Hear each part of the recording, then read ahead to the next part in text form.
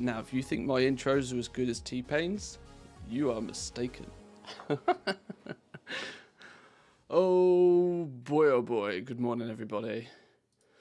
Welcome in, how we doing? I hope everybody is well. I hope everybody had themselves a good weekend. My microphone is in a bit of a weird situation. Hang on, let's fix this. Okay, doesn't want to fix. There we go. Lovely stuff. Good morning, boys and girls. Welcome in. Close enough. Hey, we'll style it out. It's all good. It's all good. So, Monday, the weekend is done. What a busy weekend it was. And what potentially a crazy week it could be this week with the Creation Catalyst launching. I think the Creation Catalyst for those goblins with deep pockets this week. Oh, hello, dog. You come to say hi too, have you? You come to say hi too. You come say hi to the stream. You're confused why I'm talking to myself. Yeah. With the Creation Catalyst this week, those goblins with deep pockets, I feel, have a good opportunity to make those pockets even deeper. The raid, especially the mythic ones, especially the mythic BOEs, ones that land in tier slots that can then on reset be converted into tier, I imagine will become incredibly valuable for people. A few people have been thinking about this, a few people have been speculating about this. There's probably not too many people that can take advantage of this, mainly because let's be honest, mythic BOEs kind of expensive to begin with. We might take a little bit of a closer look into that, maybe see if we can pull some numbers, some data for it a little bit later on in the stream. We've also got the weekly Wowhead economy to go through, as it is Monday, but we'll give people a chance to filter in, and more importantly, give me a chance for the coffee to kick in, which is drastically needed this morning. The wife is home, which means my schedule is back to what you would consider a normal human being schedule, but it's different to what my schedule has been for 2 weeks, so I'm adjusting. So give me a day or two to adjust. It's also a combination of my wife's birthday and Easter at the later part of this week, is it not? So I'm going to be a busy human being this week as well. IRL is going to get in the way a little bit. This does mean, although I had massive amounts of fun with Retro Friday last week, we played through Day of the Tentacle. We managed to play through it in one sitting. If you missed that stream, check the VOD, or it is uploaded on YouTube now. You can watch the full playthrough of Day of the Tentacle. It does mean that we will unfortunately though miss this Friday's Retro Friday, because we're going away. We're going away for the weekend, as it's Easter and as it's a birthday weekend for the wife. So we're going away for the weekend, meaning I won't be streaming on Friday, unfortunately. So Retro Friday will have to take a miss this week. Maybe we could possibly think about doing Retro Friday on Thursday, but Thursday is a day that I've started to utilize to put together the weekly Dose of Goal making video. So we'll see. My plans are not set in stone so far this week. But how was everybody's weekend? Did everybody have a good relaxing weekend? Have people been sat in the auction house, or have they been out doing, other stuff? Don't get those mixed up and nail her to a cross. Yeah, that would be, I suppose, what you'd consider an oopsie. Quite an oopsie. Probably wouldn't see much of Manthias again if I nailed my wife to the cross. Yeah, I don't think that's going to... My Easter religion is not that hot, but I don't think that's exactly I don't know, whatever. Anyway, what do I need to do this morning? Well, first and foremost, we need to continue striving forward with our completion of Zereth Mortis. I tweeted out yesterday that I'm up to, I think, 9 of, where's the mounts?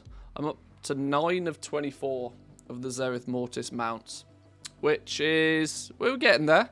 We're getting there slowly but surely. I'm having a bunch of fun trying to work out, well, not so much working out, unfortunately. You don't need to work out anything in this game because Wowhead tells you all the answers you need. But I've had quite a lot of fun hunting down, I should probably say, some of the rare materials to go into these mounts. Because we do want to collect all of them, because why wouldn't you? Now, I know some of them are just like reskins, but all the same, they're kind of pretty funky. And I'd like to have it done before we say a fond farewell to Zereth Mortis at some point. Came in late, who's nailing who? I've got to be careful how I answer that one. Check the VOD. But yeah, there's a bunch of these that I want to work through. I actually even spent an hour or two farming up some Genesis motes yesterday. So we've got over 1,000 Genesis motes. So we can most definitely look to spend those on something today. We can probably, I mean, that's a guaranteed 2 mounts. We might, if we're really clever, be able to squeeze out 3 possible. And that's probably not enough for 3, is it? They'd have to be like, yeah, they'd have to be, you know, yeah, mounts are not that cheap. We'll probably get 2 mounts from that. One thing I was trying to do yesterday was get these damn things to drop. The Protoform Sentience Crown. These drop primarily from some dudes that chill out up here. These fellas, what they call the Dominated Giro, are part of a daily quest. They only appear during a certain, whilst a certain daily quest is active. I managed to get 1, but then I got bored farming because, you know, I don't particularly enjoy farming. But we can probably make one of those. The Inferable Skitterer or the Pale Regal Sevid. I don't know how you pronounce these words. These are funky words. But we can probably squeeze out at least 2 more mounts today. That would put us on 11. That's going to burn through most of our Genesis motes though. I suppose first thing though, let's make sure we focus on the thing that we really need to do in Zereth Mortis. Let's make sweet, just get that goddamn reputations. Grumpalump with the Prime, thank you very much, appreciate it. Welcome in. Good morning, good morning. We got 3 quests we can do real quickly. Then we can go see if these Dominated Giro fellas are still up. And we can head towards the Protoform Synthesis mount creation section at the top here. And if we can hit a few rares on our travels, then all the better. Must have been lucky. Somehow I had 4 of these crowns and had to destroy one since it was stuck in an alt's mailbox. There's 2 ways that you can get these, I believe. You can get them from you can get them as a zone drop. Well, it's not necessarily a zone drop. There's a couple of things in Zereth Mortis that drop them, but they also drop in the raid by the looks of things. So if you're an active raider, there's a strong chance that you've accidentally come across 1 or 2 of them in through killing trash in the raid and whatever. But my only experience raiding is through LFR, so I don't spend much time in the raid at all. So I've not been lucky to get one in there. Good evening from down under. Ah, the other side of the world. The other side of the world. The first people to see the day. Awesome stuff. Awesome stuff. Well, I will say a good evening to you while I sit here drinking my coffee. For me, what is just coming up to midday. So I imagine it's quite a good evening to you. Right, let's get cracking though. Let's go get some stuff done. What we also need to do is have another bash at this stupid ephemera strands. We need that. We need the ephemera orb to get the anima charged yoke for the traversing the spheres achievement. This one is the bane of my life. This thing is actually the bane of my life. I need 1 more, and it only comes from these goddamn ephemera strands. And there's a small chance for this to pop out of the ephemera orb. And I can't even begin to think just how many of these I've opened so far to still not get this damn thing. But hey. Curious to see how the Creation Catalyst will change up the Legos. It will make it so wrists, waist, feet will no longer be the top 3 for all the professions. It's a good point, actually. Not that I think many people will be too aggressive with changing their legendaries again, but there are definitely people that will. There are some people that had their legendary in a safe spot until they had their 4 set. And the creation catalyst for many people will be the catalyst that gives them the opportunity to get their 4-piece. More importantly, it probably means that some people will be able to use the creation catalyst to get their 5-piece, which you may not think is important, but having all 5 pieces means that you can then choose which one you drop. And that's kind of the point, right? You choose which one you drop, and whichever one you drop is where you probably want to put your legendary. Because I would imagine there are some people that have got, 2 pieces at one item level and 2 pieces at another item level, and so they're going to want to keep their higher item level pieces. Not everybody is going to have their mythic 4-piece, So there's this entire patch, I think, for as long as people keep striving towards BIS, keep trying to get closer and closer to that best in slot list of gear, I think there's going to be these scenarios where people will come along and decide to change their legendaries. The creation catalyst might push a lot of that to happen in sort of one day or in quick succession though, so it could be interesting. I'm not selling legendaries at the moment. You may have noticed that I'm barely spending any time in the auction house. I'm not really selling or crafting or doing much of the gold making side of things at the moment, but for those that still are, I understand that the sales are still very strong, as long as you're willing to, play the game, keep your auctions listed and keep them at the front of the queue. You also need to get the Provis cash key for a chance at the Poco Pot customization. Love the triple RNG of the strand, the key and the chest. Oh, there's a Poco Pot customization in that thing now. Oh god, after I thought I'd completed or I'd got everything from those Provis cash keys. Alright, sure. I wonder if all the the smart people out there will notice there's all of a sudden a lot more to do in Zereth Mortis, and my overall percentage has dipped. That is because all the things guys have added the creation catalyst to where is it? Here we go.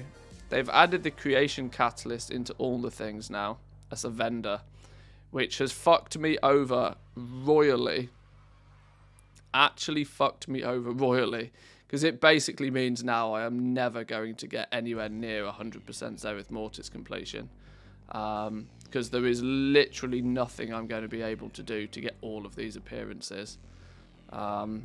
Maybe eventually, long term, possibly, but let's be realistic here, probably not, because it's all LFR. I don't understand why there's LFR and then LFR alternative.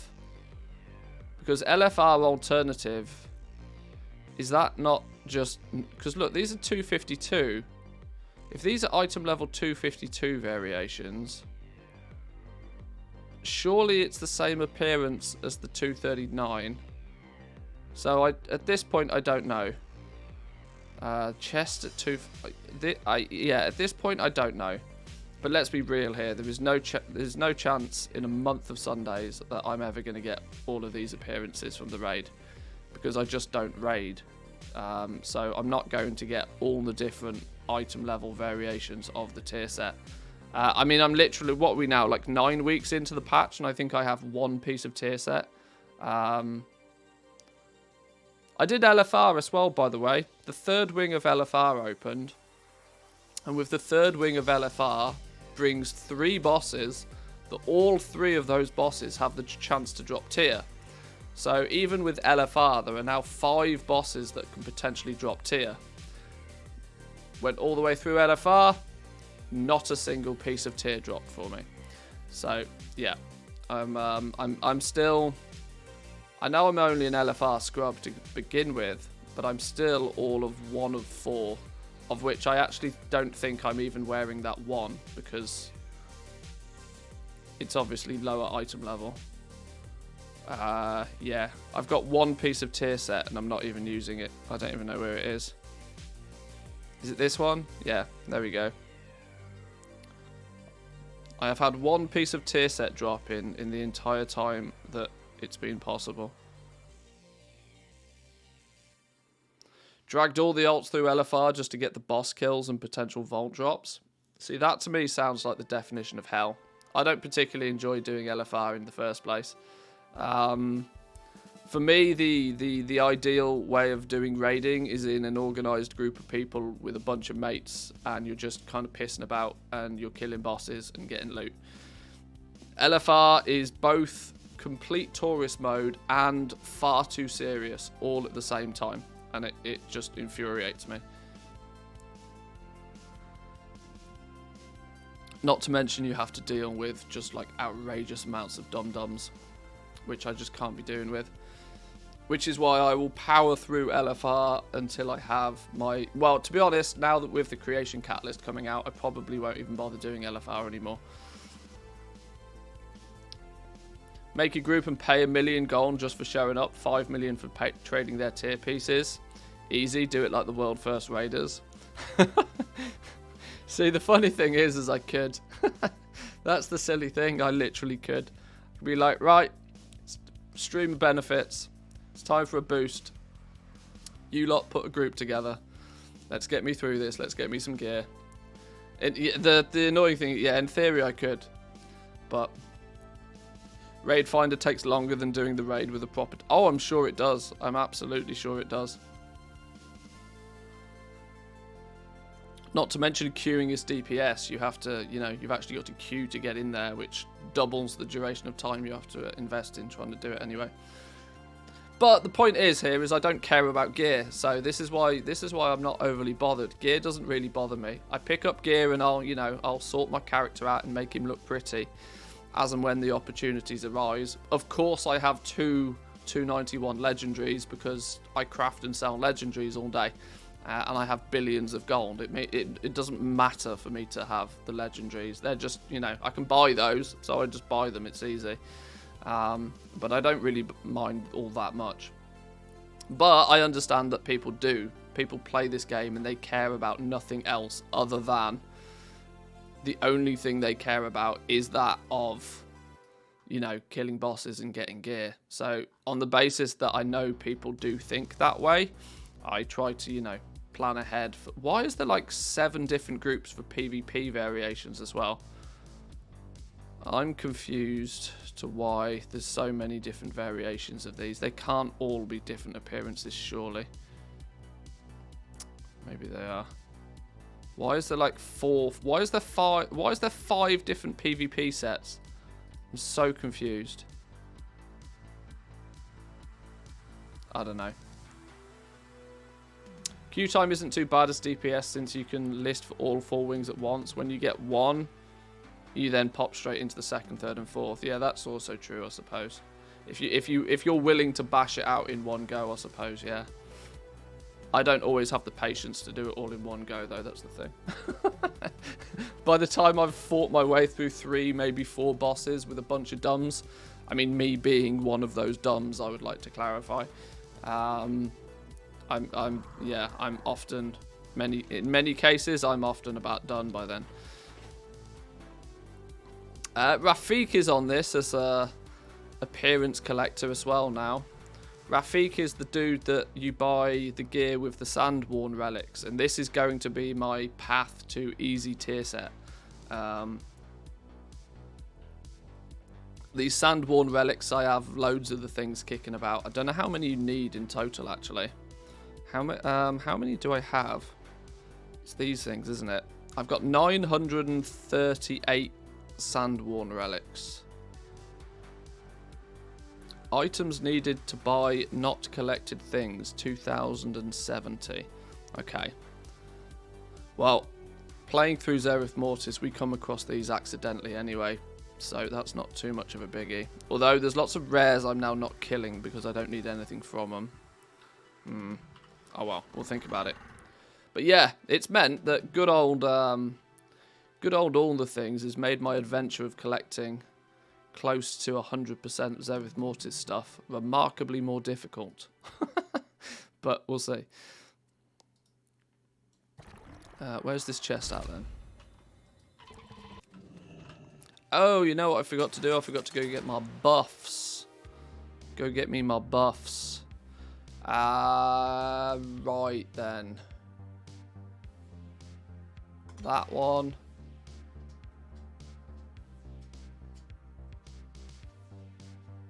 That one. That one. No, that's goofed it. I goofed it. Start again. We can go there. We can go there. We can go there. There and there. These ones are hard, you know. These ones are real, like, 500 IQ testers. I'm going to go as far as to say I think those ones are the most difficult. They're the ones I can, you know, although I'm kind of, once I learned the trick that you should be able to complete them in 5 button presses, it made them a lot easier to kind of see the path to completion. But oh my, do those ones frustrate me.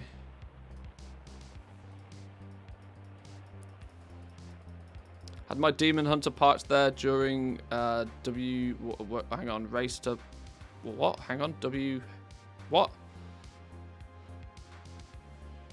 Oh, the red one-handed lightsaber. No, I've got the blue one. Oh, working from home. Okay, I was trying to think of what's the event in the game that is WFH. I was like, what? Yeah, okay, sure, working from home, of course. I forget that's not normal for people. Could you obtain some for us? Right, where's the apple pooper? Where's me apple pooping friend? Here's the apples. Where's the apple pooper? Oh, he's here, look.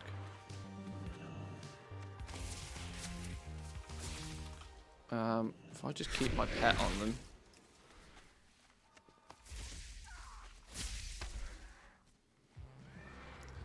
Waste to hoard forced? Yes. Something like that.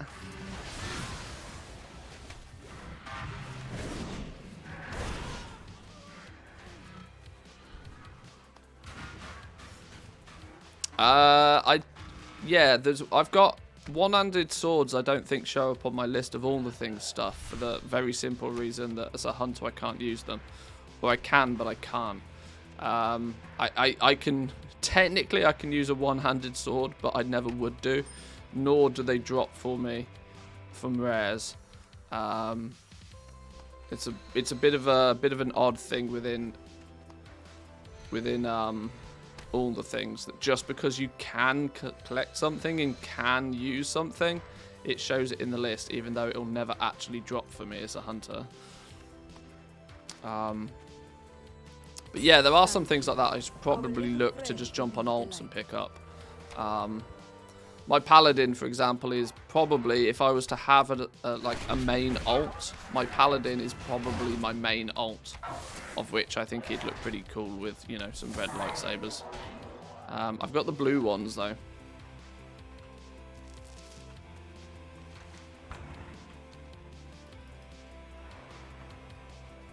Right, where are we off to next? Let's head up to... do we go... There was... Hang on. Have I just missed another world? What's going on? I swear there was another...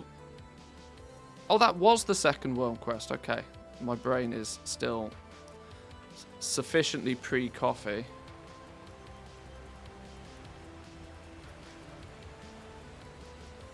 All the things has altered the deal. Yeah, they've changed the contract. They've pulled the rug from under me. Slightly annoying. Honestly, though, I'm very tempted to switch all the things to a purely item-based collection stuff. Just remove transmog. Pets, mounts, toys. Yeah, sure, fine. I'll collect those all day long. It's not a pet, a mount, or a toy, though. I personally don't care about it. But I know that kind of goes against the all the things rule for some people. But all the things is about setting your own targets and, you know, what do you want to collect. You don't necessarily have to be an all the things purist and collect literally all the things. Because if you have that as a target, you're setting yourself up for failure. Because you literally can't. It's impossible to, you know, all the things is like completing Football Manager. You can't do it. What's that joke that Jimmy Carr has used recently? Jimmy Carr turns around in an interview, I think, at some point and says, "Yeah, well, I've stopped watching porn because over lockdown I completed it." And I thought that's kind of how you feel about all the things. That, well, it doesn't matter how hard you actually attempt to, you know, how much you work towards it, you ain't never completing it. It's not happening.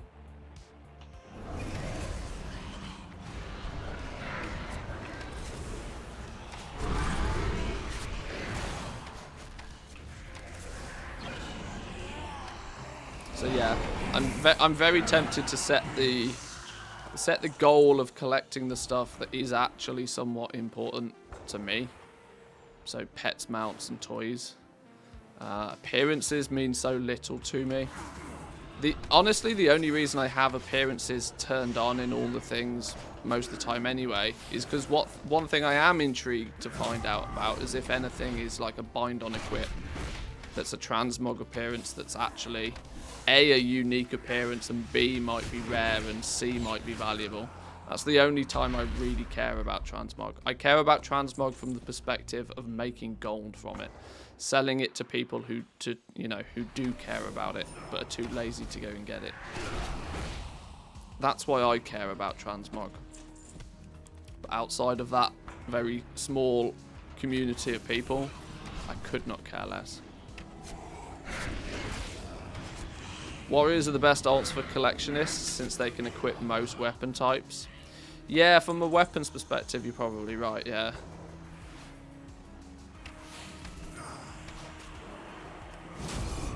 This has always been the thing for me that is a little bit of a frustration of that you can't collect something if you can't use it yourself, which means if you are doing all the things, you not only have to do all the things on one character, you have to do all the things on multiple characters to make sure that you can actually... It's not good enough to be lucky enough to have an item dropped for you. This is the reason why I've not really felt much of a need to like run through old dungeons or whatever to farm transmog. Because not only would I have to run through on one character, I'd have to run through on multiple. And then be really annoyed when something that I'm farming for drops for me on a character that can't use it, and then it doesn't. It's just on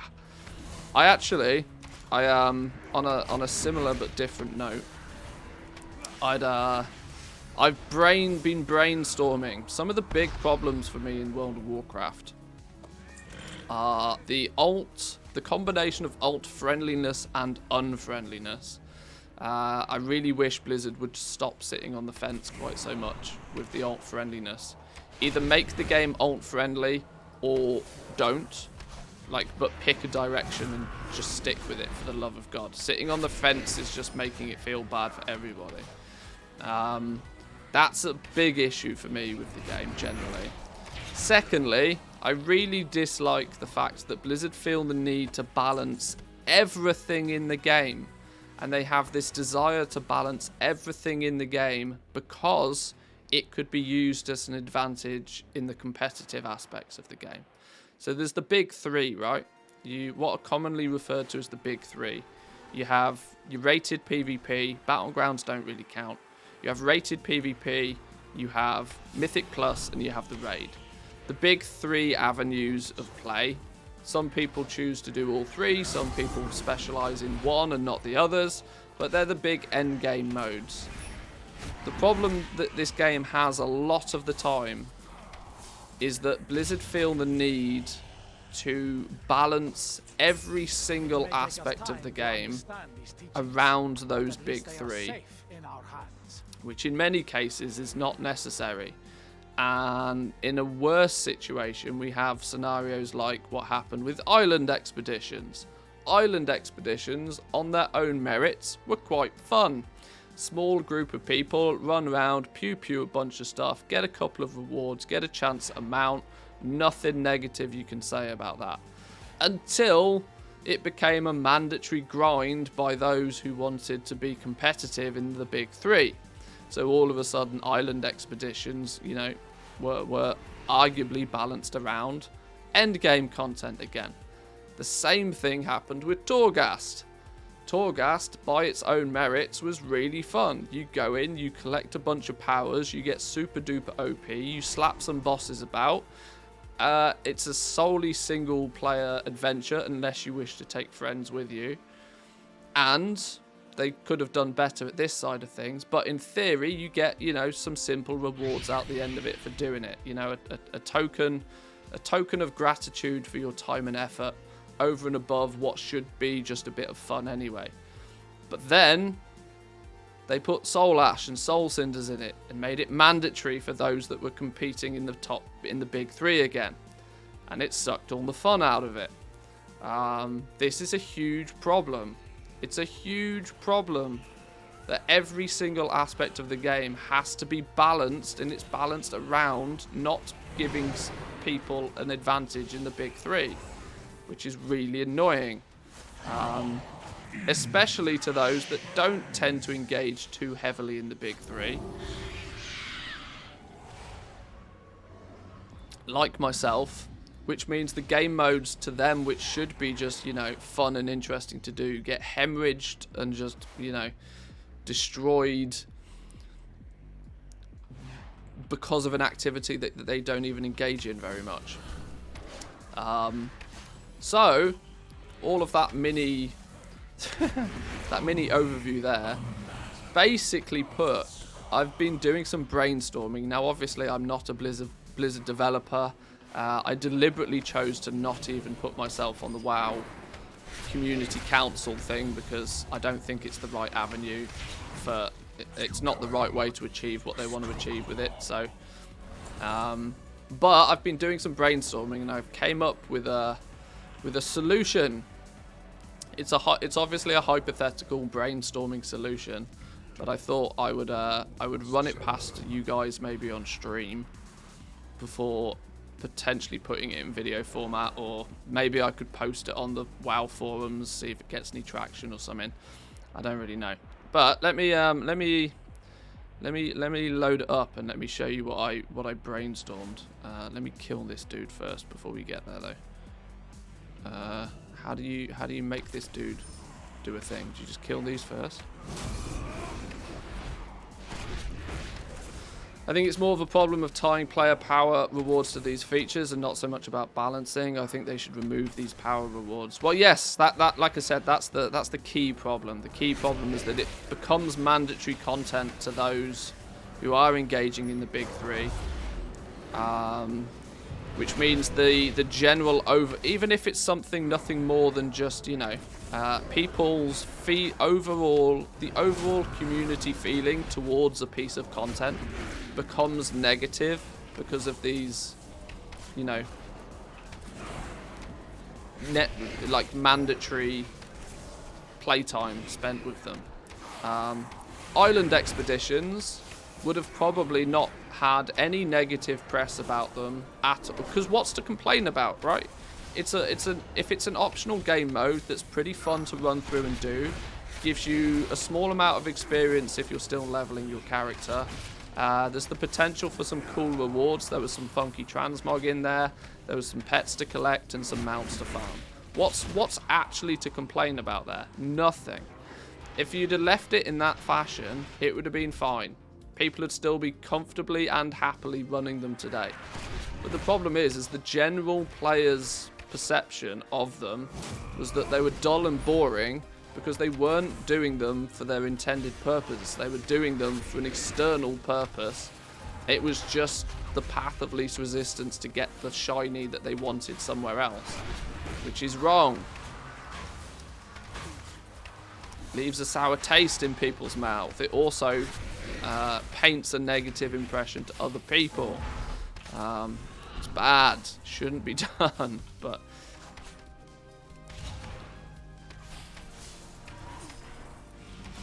Big 3 sucks. I like the real endgame, sitting on my Bruto and not moving an inch. Yeah, that'd do. That'd do. Oh, what's this? Shoulders of the Missing Giant. Nothing we actually need. No player power in Twisting Corridors. People did it for the cosmetic things, as it should be. Yeah, Twisting Corridors. I've got nothing against Twisting Corridors. I've actually been chipping away at the Twisting Corridors. There's one issue. Torghast is not perfect in terms of the fact that the reward structure for Torghast I don't think is good enough. It is a fun experience by itself, but the fact that every other aspect of the game throws rewards at you from every angle and then Torghast basically gives you nothing is the reason why people, I think, are still not doing Torghast, primarily for the fact that, well, I can do anything else in the game and get rewarded. I go do Torghast and I get nothing. This is also a problem with rewarding people for doing every activity in the game. There doesn't necessarily always need to be a reward attached to something. Sometimes it's good enough to just do the thing because the thing is fun. But the problem is there's not anything really left in the game that people do just because it's fun. People are chasing the reward. And so when there's a zone where there's no reward to be had, it becomes very difficult to prioritize that over doing something that does give you a... Bellula did a good video on this a while ago. I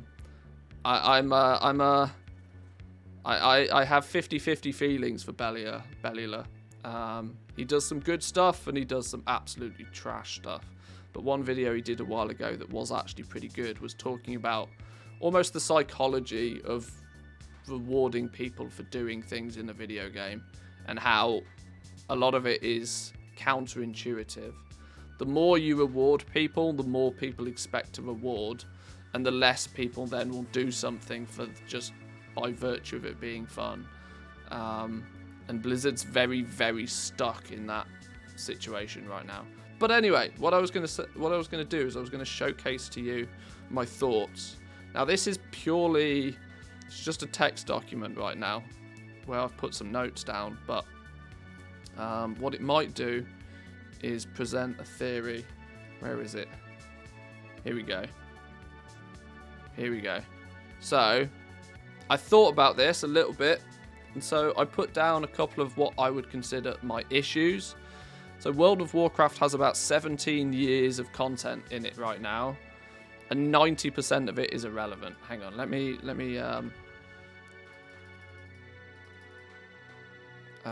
can we go?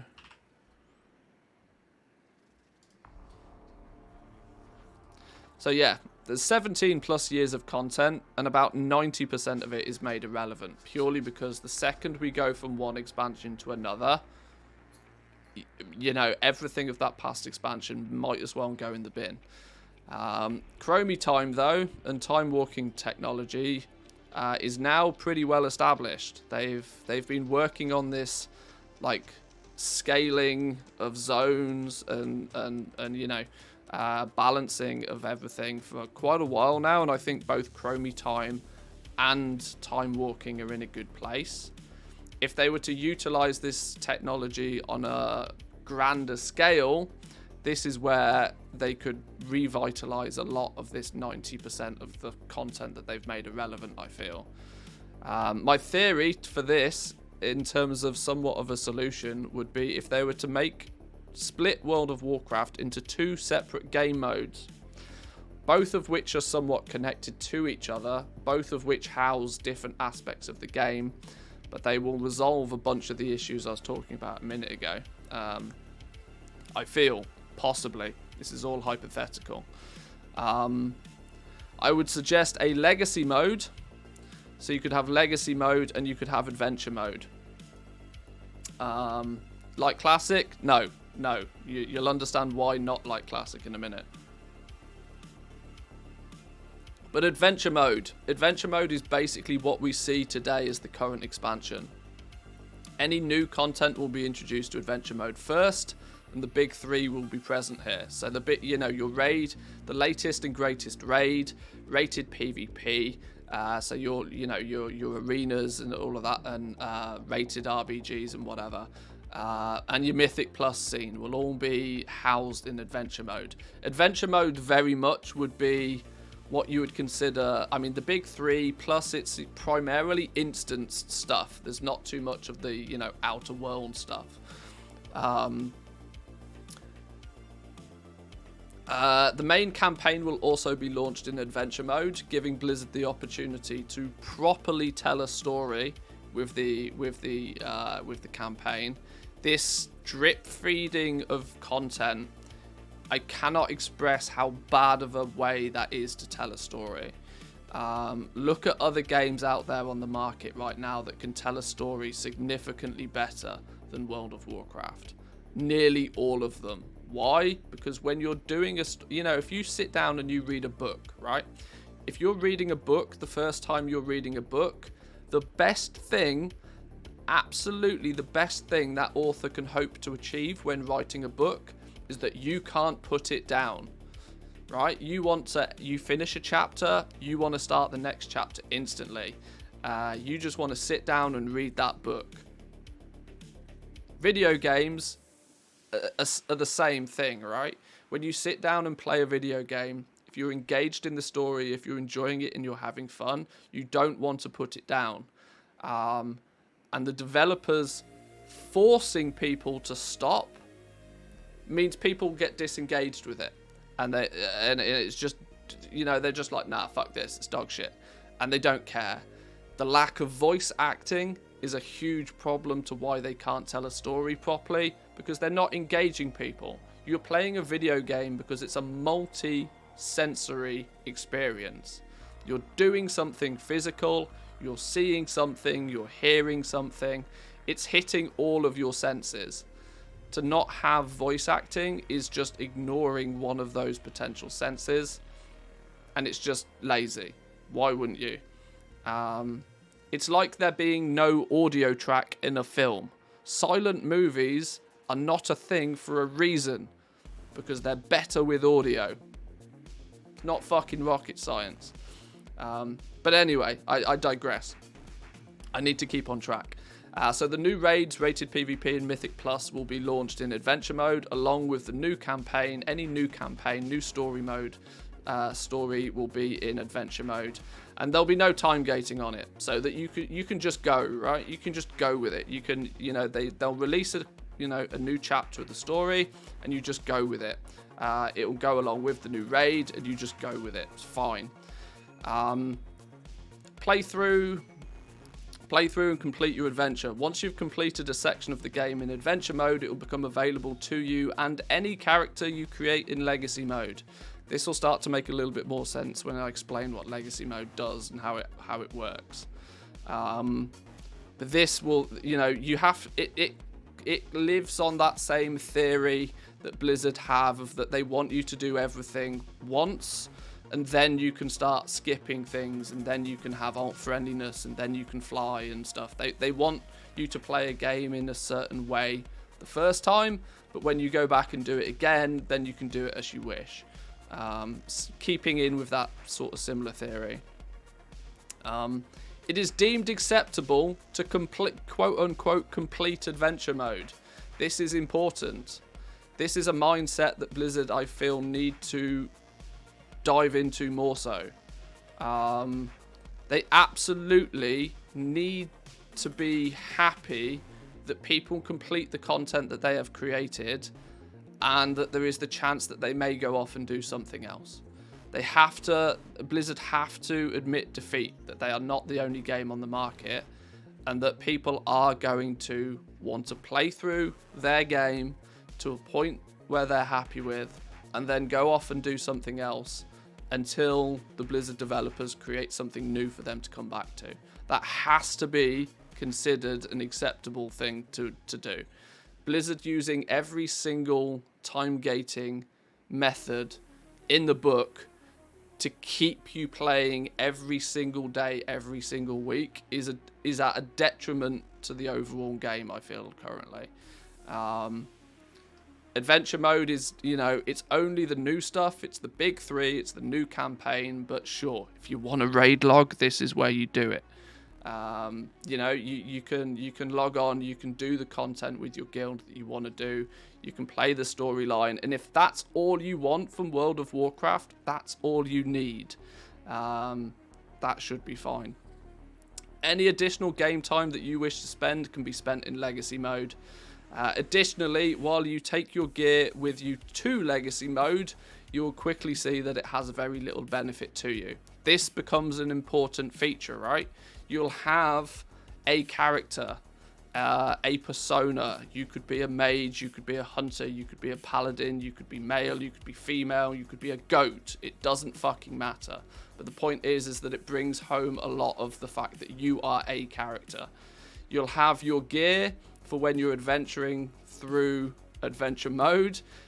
You will be upgrading your gear, you kill bosses, you get more powerful gear, you progress through it exactly the same way that it works now, that you can have your tiers of gear. Nothing there needs to change. There was one feature that maybe I come to that later.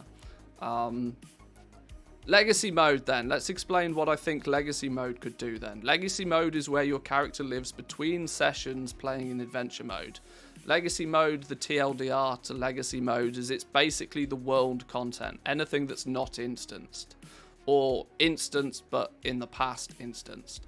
While completing adventure mode will often very much be a team effort. You know, you're going to need your guild. If you're going to do the big three, you're usually doing it with other players. There's no solo Mythic Plus, there's no solo raids, there's no solo arenas. It's very much a team effort. Legacy mode could be far more favourable to the solo adventurers, but will grant bonuses to those who bring friends along with them. Look at Torghast. Torghast is a good example of this. 90% of people do Torghast solo. They dip in to do Torghast whenever they want to do Torghast. But you can bring friends with you through Torghast if you wish, and it makes the experience a little bit easier, a little bit faster, and in some cases you even get better rewards by doing it. So that there'll be bonuses for it, you know. It will be focused on being able to do it solo, but you bring friends, you get bonuses. Pretty simple theory. One big thing of Legacy mode is that you will have no character level in Legacy mode. Character level is not a thing. I have a sneaky feeling that they're doing this anyway in the new expansion. It's definitely been rumoured that they might just be getting rid of levels. Either way, there is no character mode there's no character level in Legacy mode. There'd just be your legacy. Now this, how that would be presented to you, I've not really thought about, but I would preferably like it to not be numerical. Legacy should be like a title, like the title system. You build up your title or your rank. Steering clear of anything with a number would be quite important here. It's your legacy will be a combination of things like your achievement points, your titles, your reputations that you have. This sort of thing will build your legacy. Legacy is increased as you progress through the lands of the past, collecting the rewards that they have to offer along the way. Each zone and storyline will come with its own legacy and items and appearances to collect. The theory behind this is that they use the Chromie Time and the Time Walking technology to scale every single aspect of the game to a normalized point. That to however powerful your character is, it will be on a similar level to that. Meaning that if you want to go back and you want to play the storyline of Mists of Pandaria and experience the storyline of Mists of Pandaria, you can do so, and you can do it at a point where it's not just you run through and you just one-shot everything and it's boring. It maintains a lot of the fun and the sense of achievement of doing it. Each zone and storyline will come with its own legacy and items and appearances to collect. This will include a lot of new variations of items and gear in the game. Blizzard is absolutely desperate or in dire need of a new reward system. Toys, pets, and mounts are done. We had transmog come in at a later date, but even people are like, they like collecting the transmog and stuff, but even a lot of that, like the reward system currently is, most people are pretty done with it, and arguably there's too much of it already. Rewards lose their value if there's too many variations. This is why reskins of mounts are a terrible idea, because if you just reskin the same mount, you dilute the achievement or the sense of fulfillment by having that mount in the first place. You know, and the reward, then people are less inclined to want to chase for it. It's not good. There is definitely so much, just too much of a good thing. And we see that with mounts, we see that with pets, that there's just too many of them for most people to care about. So yes, there'll be new items and new things to collect. I haven't worked out quite exactly what they would be, but like I said, this is all very hypothetical. Consider legacy mode as a combination of your achievements, your reputations, and transmog, kind of all built into one.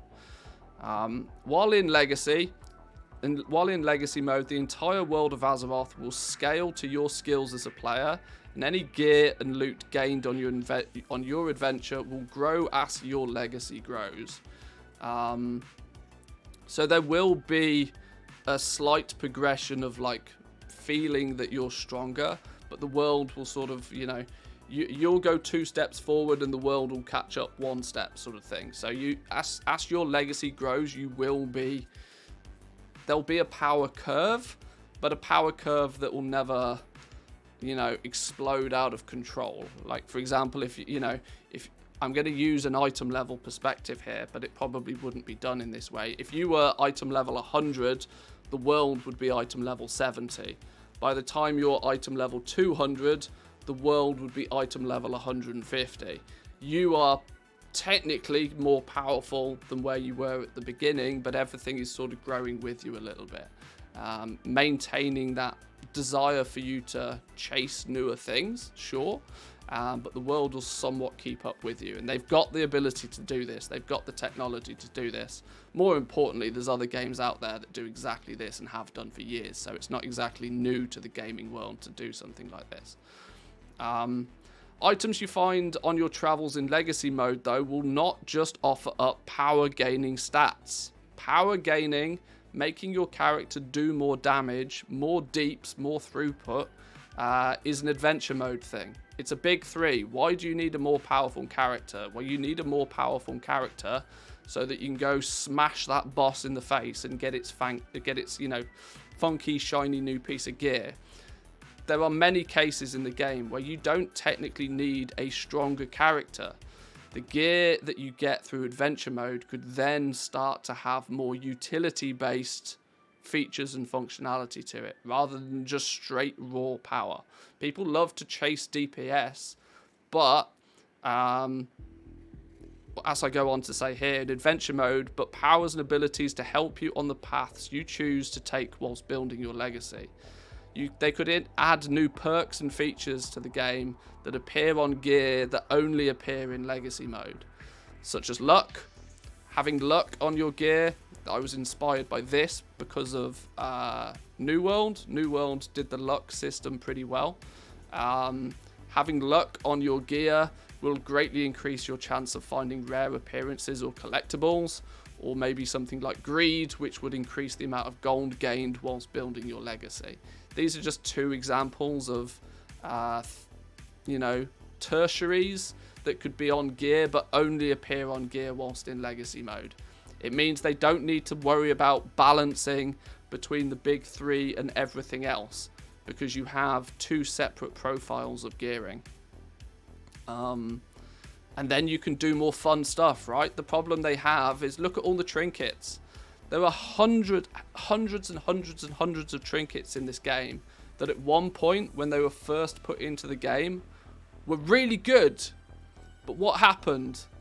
They were too good to be used in the big three, so they had to nerf them. Because they were too powerful. People were getting too strong with them. They were downing those bosses far too easily, and so they had to nerf them, and so they were nerfed for everybody.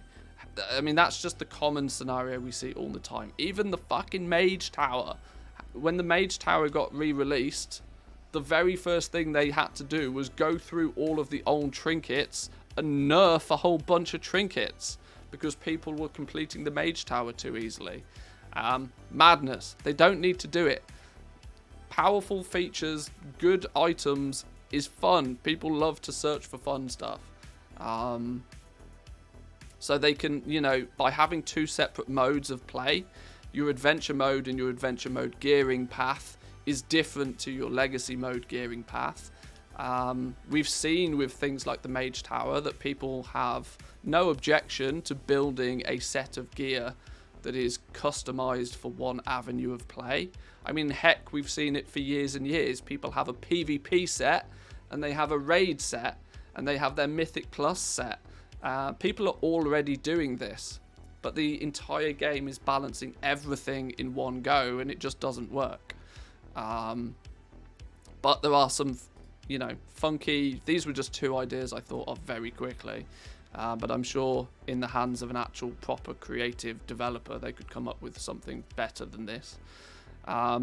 Many other non-power related perks could be found on items only in Legacy mode. That's kind of the point from this, that they could be more creative and more free with what they do in Legacy mode. Not so much worried that people may take it into the big three and, be OP. Professions and skills would be built on over time and will require great amounts of work to progress through, building those skills through the ages of World of Warcraft's history. Those with the greatest skills will be able to transcend their skills back to their character in adventure mode. This was just a small thought on how to keep the economy there and keep the professions interlinked. This might be a hot take. I'm not too sure. But when they switched from having to... When they switched the professions to a per expansion basis, was the point in time to where I think the professions took a massive downturn. Why can I create a character and instantly start creating Shadowlands gear? I understand that there's now been too many expansions. You imagine we had plus 100 skill points still in place every expansion. We'd be on, 2,000 profession skill points at this point. And 90% of that would be null and void. But in a system like this where the rest of the world still holds meaning, the past expansion professions would still have use. You could, and even could be tweaked and adjusted slightly so that, the potions from Mist of Pandaria are useful for when you're doing the Mist of Pandaria storyline, for example. Gear that is created in Warlords of Draenor will have perks on it that will be useful to you when you're doing the Warlords of Draenor storyline or in the Warlords of Draenor zones, for example. You need to be a Wrath of the Lich King tailor to be able to create magic find gear that gives you a bonus in Northrend. You could very quickly and easily make the gear.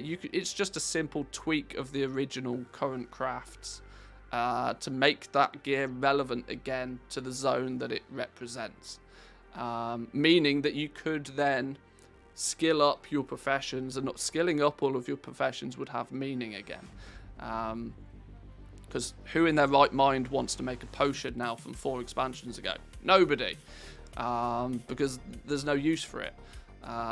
People only want to do things that are going to be useful. You need to generate that use for it from somewhere. But if people are more engaged with going and playing these old zones and playing the storylines of past expansions, then all of a sudden you build an economy up and around that as well. As a collector of old world stuff, this sounds awful. Please explain what sounds awful about it. Other than I fully understand it may slightly piss on your current achievements, but I don't think players would like the world scaling. So many people love stomping the old content, and others like the challenges of doing hard things at low item levels, so I don't think scaling would please the crowd. Scaling is one of those things where I think you have to be very careful with it, true. But equally, I tend to feel that just there's two sides to that coin. I tend to think that yes, people love just ruffle stomping old content, but it might be more fun and it might be more rewarding and it might incentivize people to actually like bring a friend along with them. If the emphasis here is that everything should still be complete. You should still, like I said at the beginning, you should still be able to, in theory, complete everything solo. But there'll be bonuses if you do bring friends along with you. I'm not going to, I wouldn't be suggesting that, you know, raids of the past would still, you'd still, you know, if you wanted to go into ICC just to loot and farm transmog, you still could. Absolutely, you still could. Scaling's just a band-aid fix for the fuck up with the power creep gone wrong. See, this is it. This is the problem with scaling. You do have to be careful with it, but this is why I'm somewhat of the belief that they just need to get rid of levels completely and scale the entire world.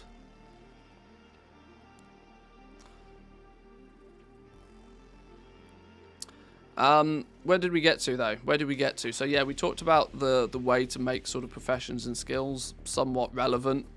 And those with the greatest skills will be able to transcend their skills back to their characters whilst in adventure mode. This means that, you know, people that have put time and effort into their professions will still be the same people making the potions and making the catch-up gear and making X, Y, and Z for those, you know, making the raid BOEs, making the base legendary items, whatever the case may be. They'll still be the ones that will be able to then, when in adventure mode, be crafting their consumables and stuff. Your armor and weapons whilst found in legacy mode might be highly useful, but may not be that useful to you if brought into adventure mode. This is more so because of like the additional perks that you'd see on legacy mode gear. Legacy mode gear, there's no need for luck, there's no need for greed so much in adventure mode, and so there wouldn't be this sharing of gear between the two. Not so much, or at least it would be heavily restricted. But so as a recap, just the fundamentals then. Adventure mode is where you'd have the main storyline. It's where you'd progress through the big three, the latest raid, rated PvP, and Mythic Plus. Through doing the campaign in adventure mode, it will gear your character out enough to be able to start doing the big three. This is somewhat of an important thing, I think. That if you create a character and you go through the campaign in adventure mode, by the time you've done the campaign, you should be then at a point where you could adequately step in to one of these 3 bits of content. So this acts as, the campaign would act as the catch-up gearing. The catch-up gearing would come through doing the campaign, and when they release new campaign, then they build in the new catch-up gearing to it as well. So that this kind of sits, it's self-contained then. It doesn't require you to be externally sourcing gear as much, because let's be honest, raid gear, PvP gear, and Mythic Plus gear is always and always has been significantly better than anything or most everything you can get in the Outer World zone.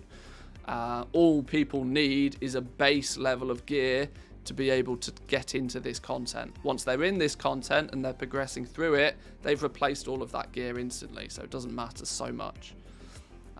Big important thing being the fact that there's no time gating on the story, giving Blizzard the ability to tell a story properly and giving people the ability to play through it and, hey, maybe actually, you know, pay attention to the story a little bit more than they do nowadays.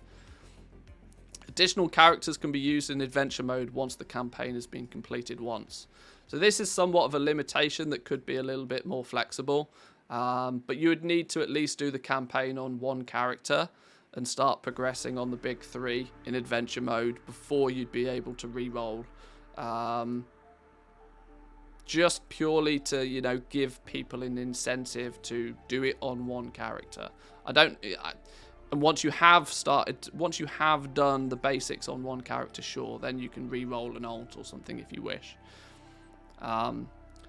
Legacy mode, though, you know, the big telltale points of this would be that there'd be no character level, having 0 character level, yet the entire world is scaled to your legacy. A new title, I guess we could call it, a new title to show your, you know, your progress through the game of the years. Legacy would be earned via exploration and progress through Azeroth's factions. All the content from the old world, the dungeons, the raids would be possible solo, but you can bring friends along with you for additional bonuses and rewards. Legacy gear would then offer more power, more than just power to your character. It would offer additional perks that make farming transmog easier, that make, you know, hunting down mounts in the old zones easier, this sort of stuff. Your legacy would be account wide. This is a big thing. Whatever your legacy is, it would be account wide. If you want to make a priest, you'd be at the same legacy as if you make a shaman. It puts more focus on you as the player. Interchange your class at will, all on one character. So it kind of makes, you know, if you could be a priest, or you could go somewhere and you could say, right, so today I'm going to play a shaman, sort of thing. Legacy mode is more about just playing it, more about having fun, without that restriction of having to level up a separate dedicated alt where you have to do everything again twice. It's a lot more account wide, a lot more just go out and play and have fun sort of thing. And the main point of Legacy is obviously that you could then showcase the appearances that you collect, the mounts and the pets that you earn in Legacy. Those are things that can be brought through with you to Adventure Mode. Your gear is not going to be so useful to you, because Adventure Mode would have its own gearing path through the big 3, just as they do today. You have your raid gearing path, you have your PvP gearing path. Those things would stay the same, but you can bring your efforts in Legacy mode through. So it's obviously a concept, but hopefully it outlines and addresses some of the bigger issues in WoW at the moment. Creating a bit of a divide between the content, removes the over-ambitious need from Blizzard to balance gear, skills and abilities for all aspects of the game.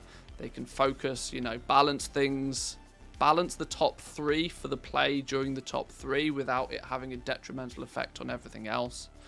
Legacy can be less balanced, a little bit more raw and a little bit wild.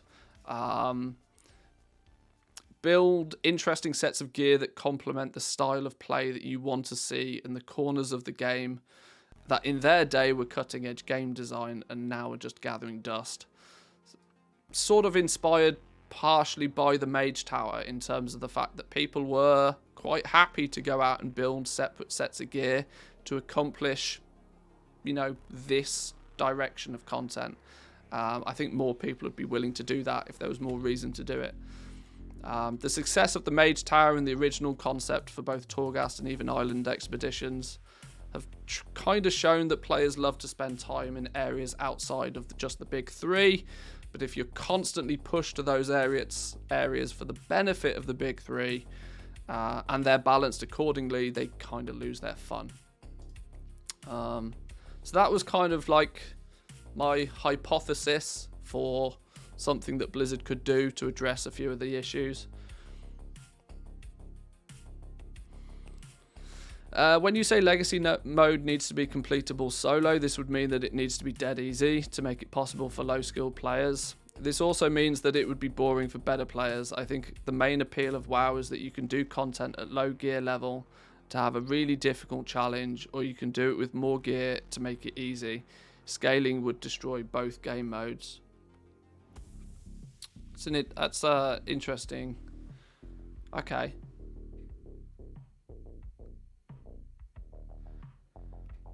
Well, there's the mage. Like I said, the mage tower is a good example of a feature. I mean, my point here is that, for example, if you go back to Westfall, you know, today, if you go back to Westfall now, you just pew everything and everything dies in one shot. And there's, you know, when there is no challenge, there's also usually no fun, unless there's something else. Unless there's an alternative reason to why you're doing that far supersedes the fun that you could be having just playing it in the first place. Legacy mode would be no more difficult than Zereth Mortis, for example. If the world was scaled to that sort of power level, you could still have elite mobs that could, if you weren't paying attention, kick your ass. But, you know, just press the right buttons in the right order and they will die, kind of thing. Not everything needs to be dead easy, but the point is that if you want to go back into an old raid or an old dungeon, you should be able to go in there and solo it. But yeah, the world content, yeah, I would probably consider Legacy mode to be leveled to the same sort of difficulty as an expansion zone, so Zereth Mortis or what Korthia was. Nobody would ever tell you that Korthia was difficult, but neither were you just absolutely ruffle stomping and one-shotting everything. You know, if you accidentally pulled Croak, you needed to actually switch your brain on for 30 seconds to kill him without dying, sort of thing. That's kind of the level I would sort of like to see the scaling done to. The story should be the fun in Westfall. Witcher 3 on easy is no challenge, but the quests are still absolutely fantastic. Yeah, see, this is it. This is it. Sometimes there needs to be a bit of challenge there to complement the fun that is to be had just doing it in the first place.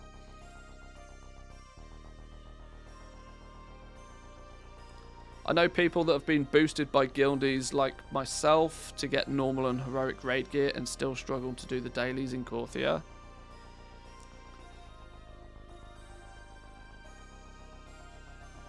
I'm greatly of the opinion that if you get boosted for your gear and then still struggle, that is an entirely you problem.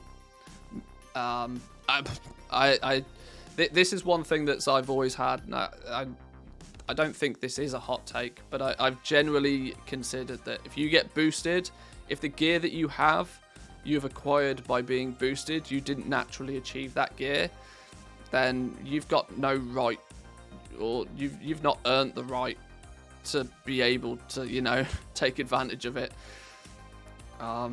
This is why I've always been kind of I've had this kind of mixed feelings about boosting in the first place, and is why I've never needed or had the desire to be boosted.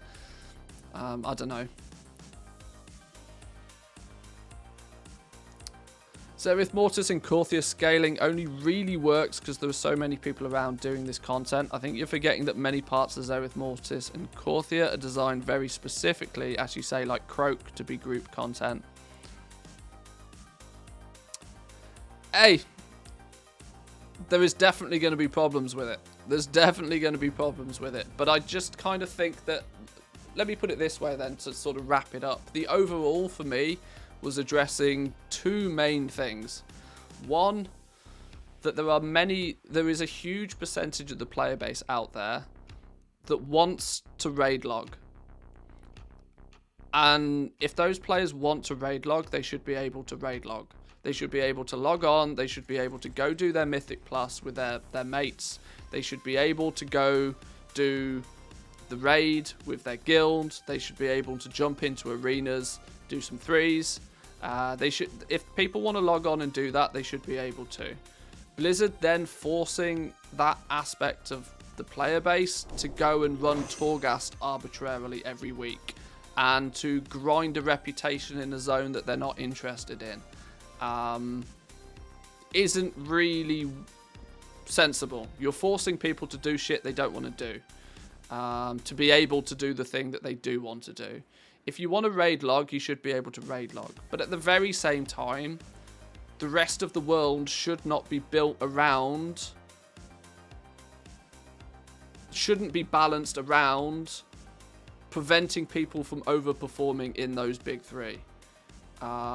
This is why I think there needs to be that disconnect between the big three instanced areas of the game, and the rest of the game. And so hence, like an adventure mode with the storyline and then a legacy mode can be built in. Plus, the second big thing that I want to see Blizzard do more so is them bringing back life to every single zone. Look how many zones there are in this game. Look how many worlds there are in this game. I can go to Azeroth. There is hundreds of little zones, all with their own story points. There are multiple expansions of content here, of which the only thing on all of these maps that anybody cares about right now is this one map. This is the only map that people care about currently. People don't even really care about these ones anymore, because this is the current one and this is the new one, and this is where the best rewards are, and this is where you gain the reputation to make it easier for you in the raid. This is where you gain the reputation to have a better time in PvP.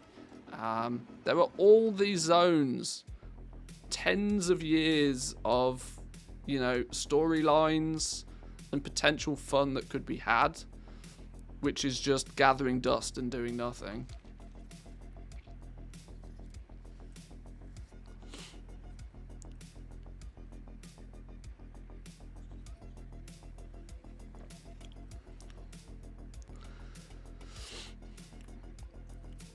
I agree with you there, but that's kind of Blizzard's design choice to make the old content obsolete and not scale the rewards to the current difficulty level. A lot of the times I tend to feel the reason they get rid of it is so that it's not a problem. They get rid of it so that it's not a variable in their balancing for everything else. If everything was scaled up to the... Put it this way, there are how many tens of thousands of different items are there in the game now? Every time they release a new tier of raid, if they had to go through every single item that had ever existed and make sure that not a single one of those could be used and abused to gain an advantage, it's not feasible to do it that way. And that's why I tend to feel that they like to squish content. They like to squish it. They like to make it go away.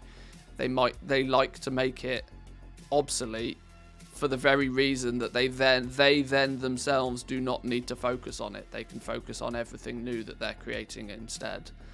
But if they just made a disconnect between those two very drastic styles of play, then they could keep everything in previously, because it wouldn't be able to be brought between the two different modes in the first place.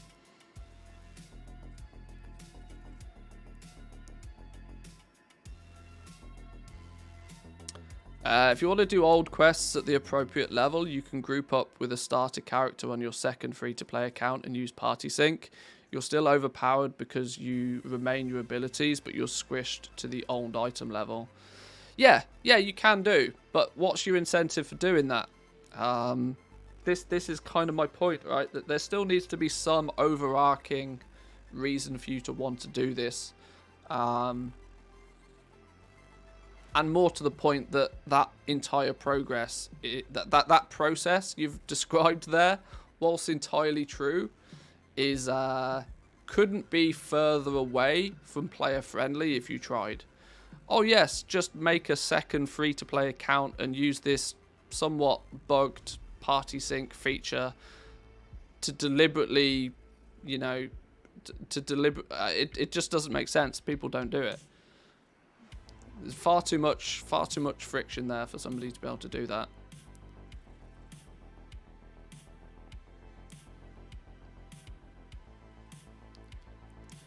I agree with your analysis of the problem, but I don't think the scaling is the solution to the problem. It might be better to more separate the player power and the... yeah, maybe.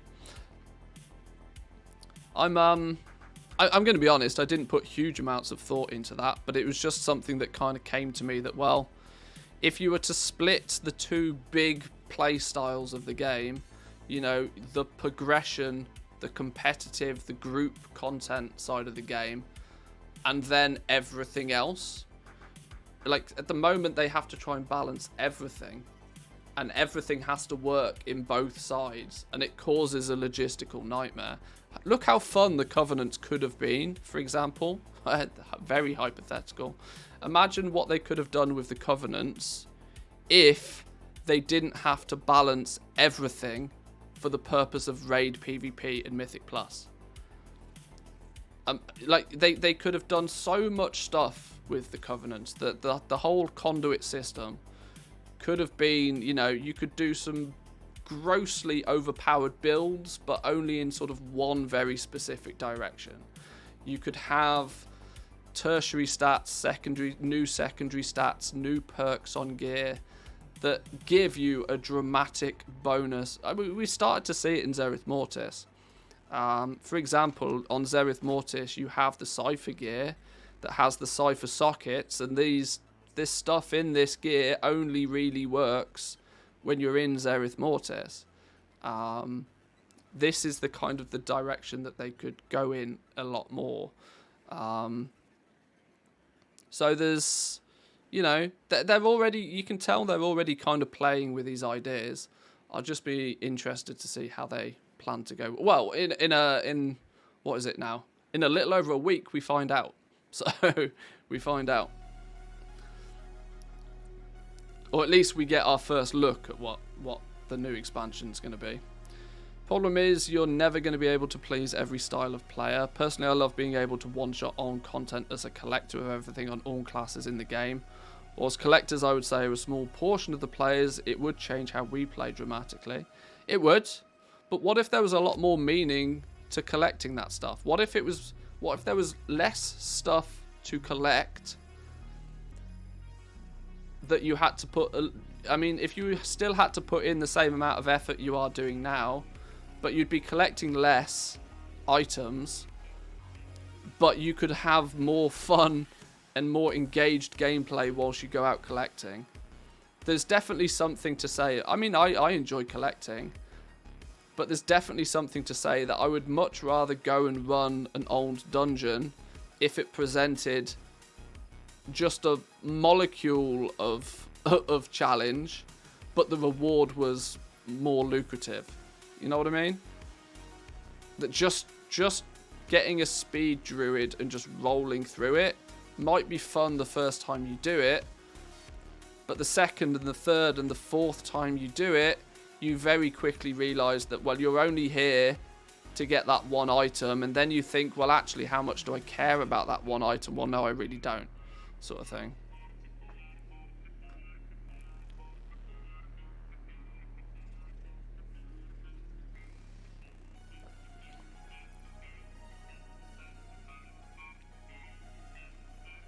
My Zereth Mortis character has not a single item to turn into tier sets come reset. I've ran a couple of +9s and nothing. The Cypher gear can't be turned into tier sets, no, but the Sandsworn gear can. So if you've got a bag load of these things, the Sandworn relics, I keep calling them Sandsworn, they're not Sandsworn, are they? They're Sandworn. The Sandworn relics, the gear that you buy from Rafik with these can be turned into tier sets, or they will be on reset.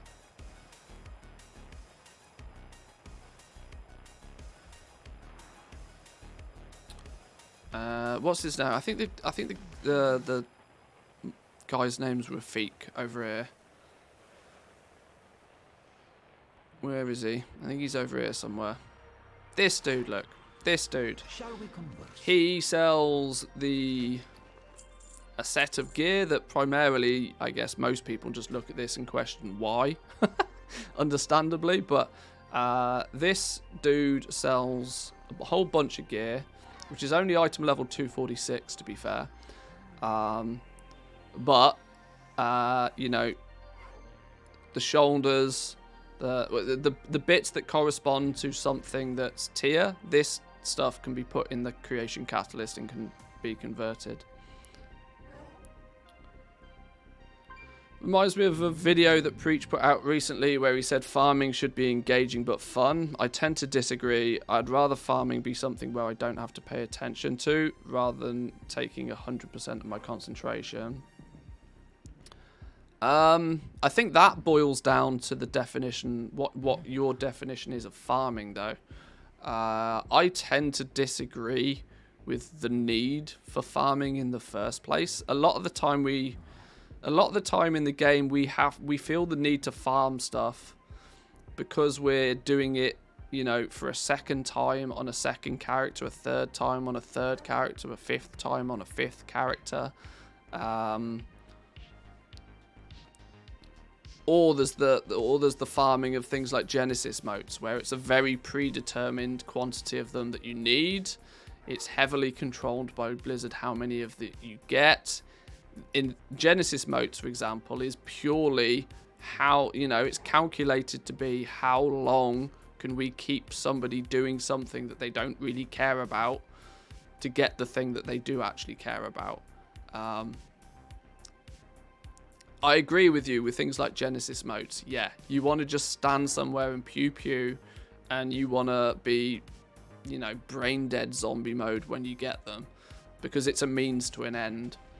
But like for example, the ciphers of the first ones. Ciphers of the first ones, for example, is once again another currency, but this is a currency where I'd far more prefer there to be some fun and engaging gameplay aspect to collecting these in the first place. They're both, you're farming both things technically, but there's still nuances between them.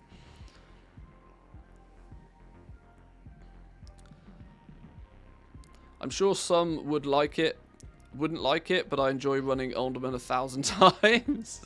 I tell you what, the people that have run Alderman 1,000 times are crazy.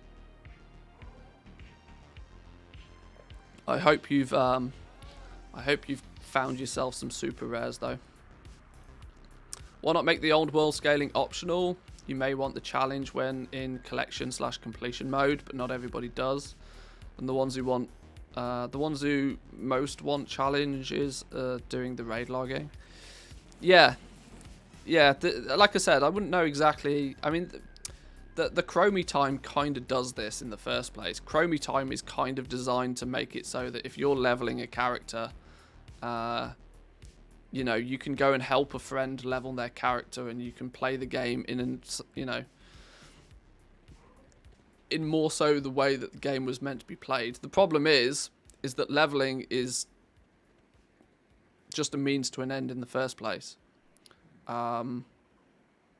You know, this is why Band-Aid fixes tend not to really solve the problem. There's no point putting a Band-Aid on a broken leg, for example. This is the problem. You got to get to the root of the cause sometimes and fix what the real issue is. Having characters be able to scale for the purpose of leveling is great, but if nobody wants to be doing leveling anyway because leveling is basically pointless, then you've actually fixed the wrong problem there, and you've just masked it. You put a piece of newspaper over the pile of sick kind of thing, you know.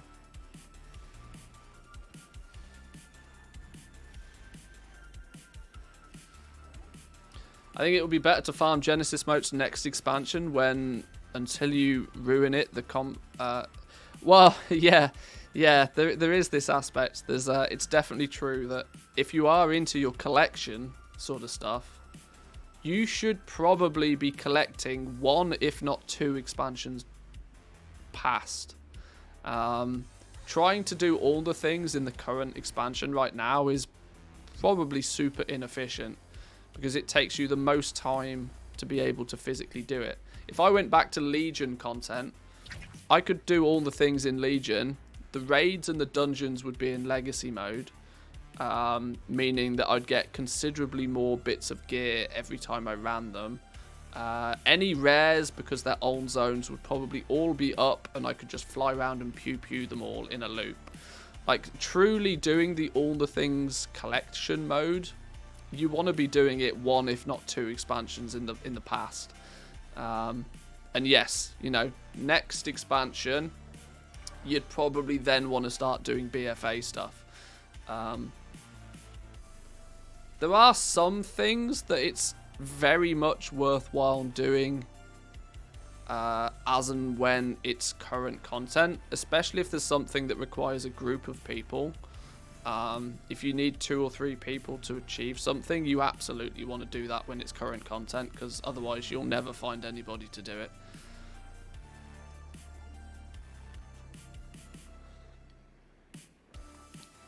Anyway, we've nattered about that for quite a while now. Do we think it's time to take a little bit of a look at the Wowhead economy report for the week? We do that most Mondays. Might not be a bad time to have a little bit of a look at that. Where's Wowhead when we need it?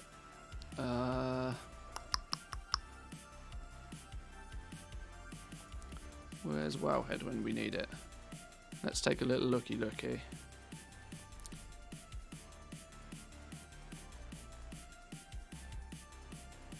Wrath of the Lich King survey. Players have received a new Wrath of the Lich King survey and shared images with Wowhead. In the survey, Blizzard is asking about pricing for packages, mounts for both classic and retail, toys, pets, as well as level boosts for characters to 68. I don't know how I feel about this. I probably would have been one of the people that was hyped to play Wrath of the Lich King. But what they did with TBC made me feel ill. And made me... I've not played TBC Classic at all. Not even logged on. Not a single time. Because I kind of learned from Classic that my nostalgia has value. I was lucky enough with Classic that because of the no changes thing, the nostalgia was still pretty strong and was worthwhile. But like when they started adding level boosts and when they started adding, you know, changing a bunch of shit, I'm really in two minds about Wrath. Annoyingly such, because Wrath of the Lich King was the first expansion that I properly played. I even raided in Wrath of the Lich King, put it that way. Prior to that, I played TBC, I played Vanilla, but I didn't really, you know, I just pissed about. I was, you know, I'd log on for a week at a time kind of thing. Wrath was the first expansion that I, like, properly played. Mounts from Wrath of the Lich King Classic usable in Modern WoW. A new mount from Wrath of the Lich King. The mount automatically scales to the fastest riding skill by each. What? Character transfer. This service allows you to move characters to other realms, different WoW accounts, or from one Battle.net to another. Includes 30 days of game time. So they're just spitballing. Shown below is a list of potential features / content that could be potentially offered as part of a bundle available for purchase for the next World of Warcraft Classic package. How appealing is each one? Ul'dah was great. I'd like to keep the memory of it being great. Yeah, see, this is it. I'm kind of the opinion with Wrath that because it was the first one that I did actually really play, that I might just prefer to be content with that. Because I would hate to go back and play Wrath and then get pissed off that everybody's level 68 boosts. There's 900 Death Knights for every one, you know, mage. And I'd just be like, maybe some things are not so good second time round. See, this... I know it'll be a thing. a character level boost is absolutely going to be a thing because they did it with TBC. And I think it fucked TBC. Fucked it in the ass. Like, if they hadn't put the level boost in TBC, I think it would have been a lot better. Because it maintains the prestige of you leveling a character, which was kind of the point back then.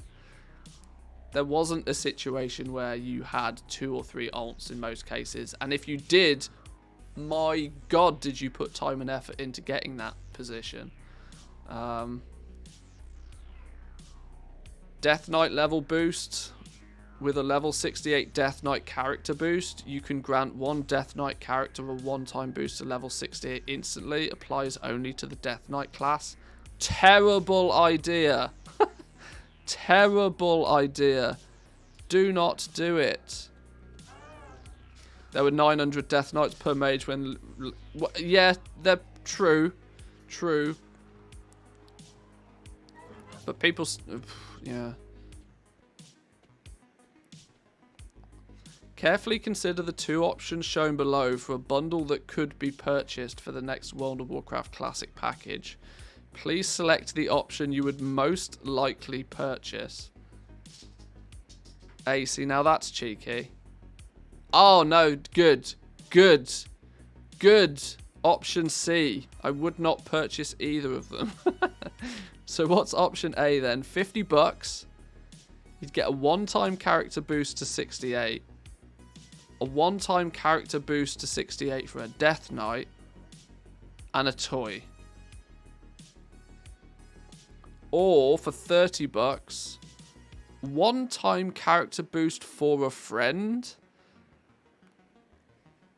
Interesting theory. One-time gifting of... So you're gonna charge me to give something to somebody else?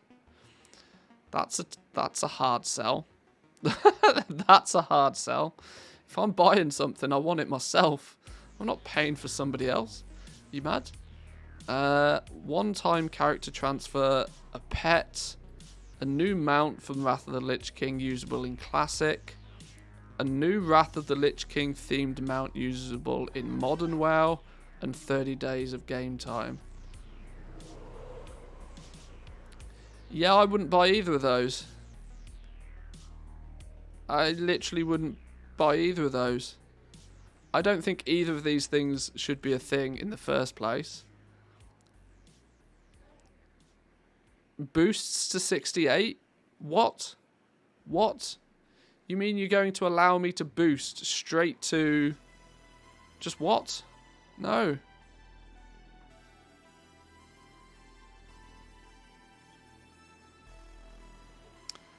Oh, I don't know. What level did... Hang on. What level did Death Knight start at anyway?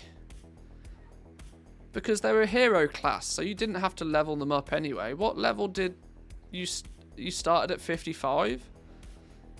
And then, yeah, the intro was to then 58. And then you step into the real world.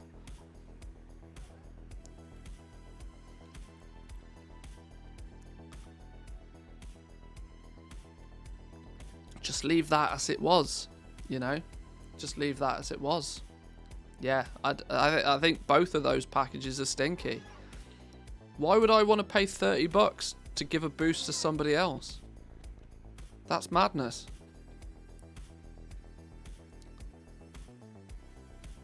There's an alternative variation. Is this the? This is, I think, the same, but just in German, right? Oh no, these are different packs even. Same survey, but in German. Oh, they've just put them the other way round. Have they? They've put them the other way round and changed the prices of them. That's not the same. Blizzard, that's... My German's not that hot, but that doesn't look like the same option. That's like the same option, but with the prices like flipped. Interesting. Okay. Well, that wasn't that was another distraction. We were gonna do the Wowhead economy weekly wrap up 222, all the twos. Death Knights at 58 had it pretty easy. Yeah, I mean it wasn't exactly a problem in the first place, was it? didn't hinder people making Death Knights. Throw a link out to you guys for this then. So this is episode, well, edition, whatever you want to call it, 222 of the WoW Economy Weekly Wrap-Up. This is put together by Samadan. Oh, he's actually done an accompanying video for this. I wonder if Samadan's going to come back to streaming. I wonder if he's going to come back to streaming. I'm going to throw it out there. It's a sad truth. I don't think we're going to see Samadan streaming anymore. I think his days of streaming are probably done. What do we have on the table of contents, though? Was Shadowlands inflationary or deflationary? Oh, this was an interesting topic early last week. Sniper, no sniping. Sniper, no sniping. That's Dora the Explorer reference there for anybody that didn't get it. Sniper, no sniping. Tales of 200 million gold. I saw this on the subreddit as well. And then some further reading. So only a couple of topics this week, but two topics that came from the subreddit, and then a little add-on highlight, I think. As we roll into the steady gold making phase of the latest patch, often gold makers reflect on how it has been and what Shadowlands was like overall as an expansion. An interesting discussion has been sparked about whether the Shadowlands is inflationary or deflationary. So, is there more gold currently in Shadowlands, or is there less gold in Shadowlands than, say, for example, there was in BFA? Is the basic question here. I remember back in BFA that Raiders and Mythic Plus complained significantly about the price of consumables.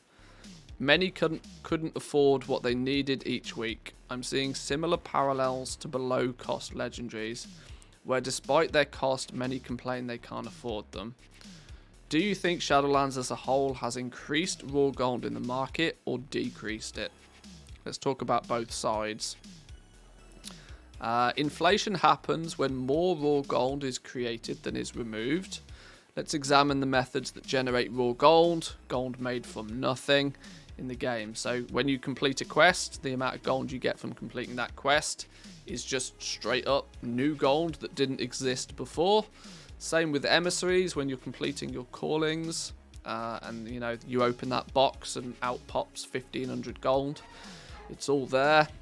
Vendoring stuff, trash, gear, basically anything. Anytime a vendor gives you currency, gives you gold, that's creating gold that didn't technically exist before. Mission table gold, gold missions on the mission table, pretty self-explanatory. Looting mobs, the primary source for those, raw gold farms. And then group finder gold rewards. So I guess this is sort of focusing on the complete this dungeon today and get X amount of gold, that sort of thing. So these are the kind of the areas where new gold is created, right? So this is unique to each individual character. The more people do these things, the more gold is created. And Blizzard have the desire to try and balance the amount that is made with a similar amount that gets deleted from the game at the same time. Remember that materials generated by mission tables do not inherently cause inflation. They only do so when vendored. If you trade them for gold, they only change hands. Yes. Hang on, that was my doorbell. I think my wife is home. Back in 2 seconds.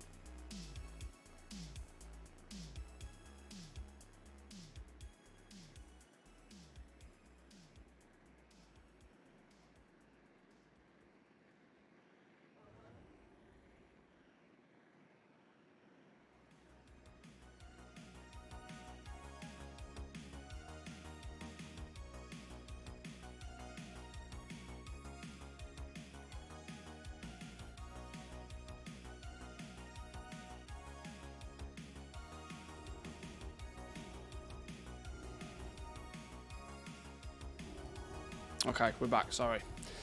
Yes, the wife turned up. She's been to the hairdressers. She's got fancy new hair.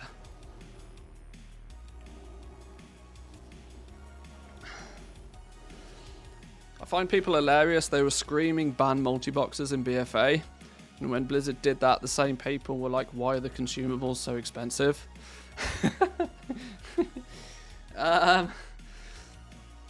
Yeah. This is, you know, this is why I kind of think that those people that want to raid log, just for the love of God, just let them raid log. You know, if people want to just go kill bosses and get gear, then you carry on. There is definitely a truth to be told though there, that if they want to go and if they want to raid log and then want to buy all of the things, they're going to have to be content with buying tokens to get their gold. If they're not willing to generate the gold in the game, that's a them problem. But yeah, you're right. I hope you made a compliment about a new hair. Oh, of course. I'm not stupid. Gotta get those brownie points, right? Anyway, we looked at what generates gold. We looked at what arguably creates inflation. It doesn't necessarily create inflation as long as not more is made than goes out. But what are some things that take gold out of the game? So these things put gold into the game. What actually takes gold out of the game? Well, the listing fees in the auction house, the 5% fee that you pay when you sell something in the auction house, purchasing anything from a vendor. You are then taking the gold that you have and you're giving it to a vendor. That is just taking it, boom, straight up out of the game. No, this is not a thing. The token merely transfers gold from one player to another. There is some nuance to this, but the token neither, for the sake of argument, the token neither creates or takes gold out of the game. It's a neutral. It's just changing. The gold is just changing hands from one player to another. The only way, yeah, for the sake of argument, the token doesn't apply. The black market auction house, yes, anything that's purchased off the black market auction house, literally not just 5%, 100% of the value on the black market auction house goes out of the game, because of course you're not buying something off another player. It's basically an elaborate vendor, a limited supply vendor. You're buying items, and the full value that you pay for something on the black market auction house leaves the game. So those containers, they do their part. Those black market auction house containers, you know, the ones where if you play on a big server in the EU, you cannot get for less than 1 million gold. Yeah, that's 1 million gold straight out the game every time you buy one. And of course the old repair costs. Every time you press that button and 250 gold goes out. You know, one thing that's not on here, that should be on here, that's actually a pretty large contributing factor, is transmog. Every time you transmog your character, you get charged an amount of gold to change your appearance. With the amount that people transmog their stuff, you'd be amazed how many people burn through thousands, tens of thousands, simply changing the appearance of their character. Probably I would say transmog is just as big of a factor, if not bigger, than repair costs. Void storage, yeah, void storage is technically another one, true. Transmog is like a full repair cost, yeah, something like that. I've never worked out how much it actually costs, but yes, both void storage. I bet there's people that don't even know void storage is a thing, but the void storage and transmog are two other things that directly take gold out of the game when you interact with them. Now, at first glance, it may appear that inflation is winning. Though those activities generate small amounts of gold, they are done many times per day and definitely add up. However, I think deflation has something going for it that it hasn't really in other expansions, at least not to this scale. Crafted legendaries. Yep. Oh my days has Crafted Legendaries deleted so much gold out of the game, it's not even funny. Every legendary uses an insane amount of vendor materials. The Arboreal Shards. Void Storage will be revitalized in Legacy mode. Yeah. The Arboreal Shards that go into making those base items that we all love to craft and sell. You know, every time you buy an Arboreal Shard, poof, that's gold out the game. Gone. It's acting as a form of deflation in that regard. At best, with Exalted, you're paying 100 gold per Arboreal Shard, and most legendaries need 40 of them. But wait, you've got to remember they also need 100 plus vendor crafting materials, Luminous Flux, Thread, etc., which is super overpriced this expansion as well. I believe it's around 7 gold each if you're Exalted. 7 gold 20 to be precise. So for an average legendary, you're looking at about 5,000 gold destroyed from the economy. But hold on, most legendaries are costly and are sold through the auction house, which means 5% of their sale value is also being destroyed. This is server dependent, but it can be anywhere from 2,000 to 10,000 gold per legendary sold. Yes, every single legendary that is both created and then sold is doing its part to remove a huge chunk of gold out of the game. But what you got to remember is on a per player basis, how many legendaries have you bought? Right? This is where it's all a balance, right? You know, nobody really is incentivized too heavily to buy that many legendaries. But the average player has probably not bought a huge amount of legendaries, but it's probably relative to the amount of quests that they've done, the amount of emissaries that they've done, the amount of mission tables that they're doing, the amount of gold that they're looting. It all has to balance at some point. But one thing that I think tends to be a situation is that early in an expansion, you tend to see a lot of gold being created. You tend to see inflation kick in at the beginning of an expansion. Why? Because at the beginning of an expansion, everybody, every man and their dog is completing quests. They're doing emissaries to get their reputation. They're vendoring a bunch of shit all the time, clearing out their bags. Their, focus on the mission tables was very aggressive by a lot of people at the beginning. They're running around killing and looting everything. Lots of gold is being created in the early days of an expansion. And it then takes Blizzard probably the rest of the expansion to get most of that gold out of the game. So inflation does go up and down. It does spike. Towards the towards the end of an expansion, people ain't questing. People are not doing their callings anymore. People have probably given up with the mission table months ago. Like, the actual amount of new gold that's generated towards the end of an expansion, I feel is probably far less than what it is at the beginning. I'm sure that probably comes into play, at least some part.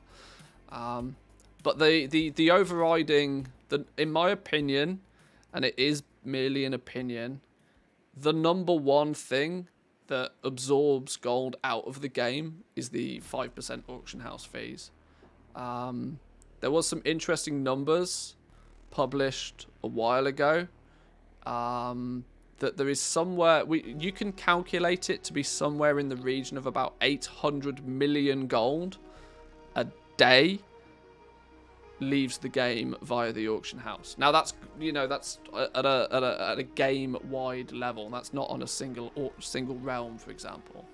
But the amount of gold that leaves the game via the auction house is ridiculous. Actually batshit level crazy. Now you've got to remember that everything is working at scale, right? You know, if 800 million gold is leaving the game every day, then you would kind of hope that 800 million gold was being created every day. If you crunch some numbers on that, it's somewhere in the region. If 800 million is leaving, you need somewhere in the region of like 500,000 callings to be completed every day to balance those two numbers. Now it depends just how many people are playing the game and how many people are actually doing those callings. I imagine there's a huge chunk of people that haven't done a calling for months, and I bet there's a bunch of people that do their callings every day on multiple characters. There's always two sides to every tale. But Blizzard's goal is to quite clearly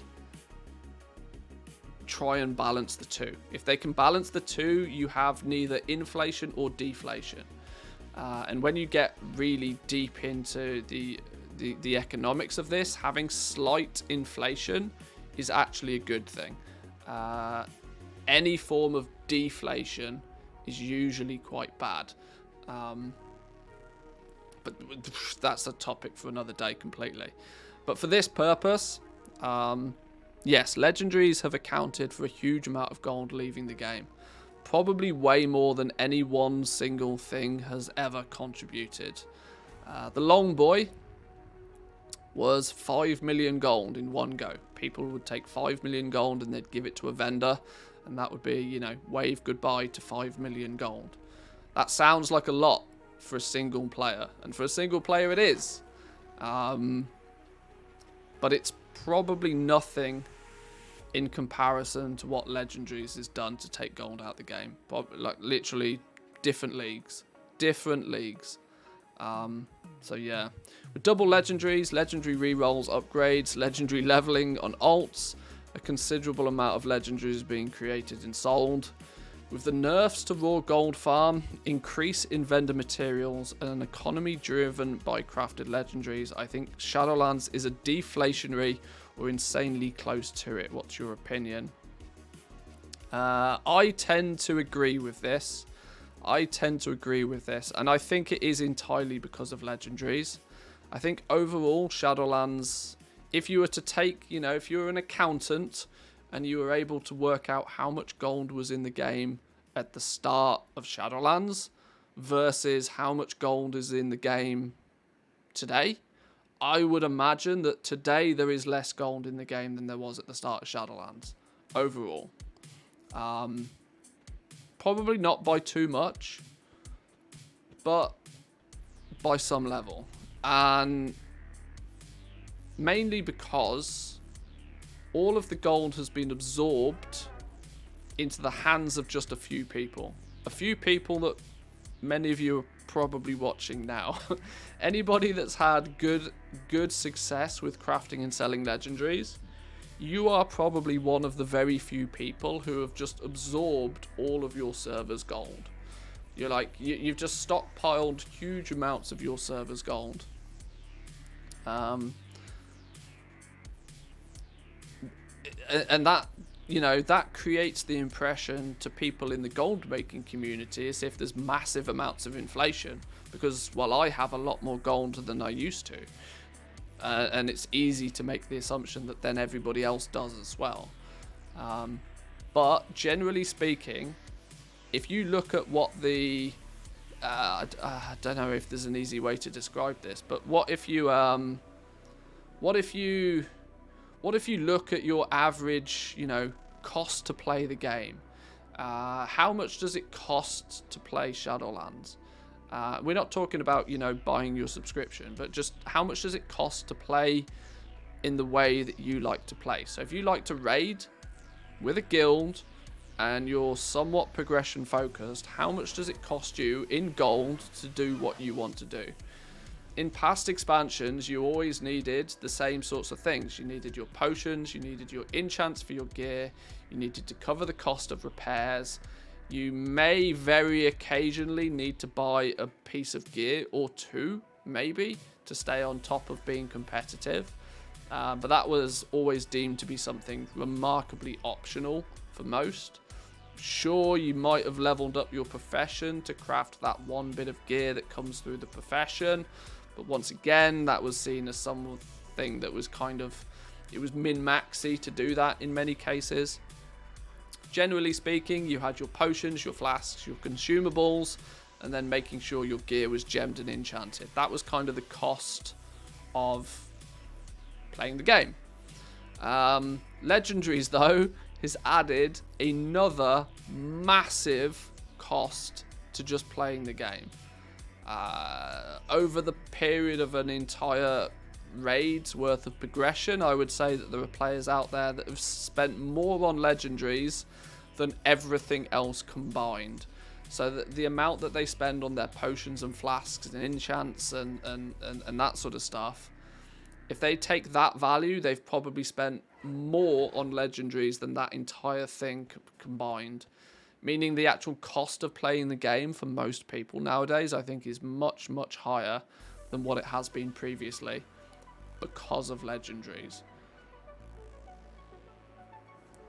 And that is basically meant that all of that gold, if your cost of living has increased dramatically, cost of playing the game has increased dramatically, then some of that gold has gone out of the game, but most of that gold has gone into the pockets of those goblins that are selling you your legendaries.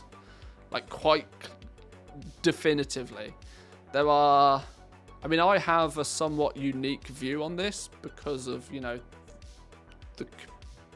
being part of this community and having the Discord, seeing the amount of people.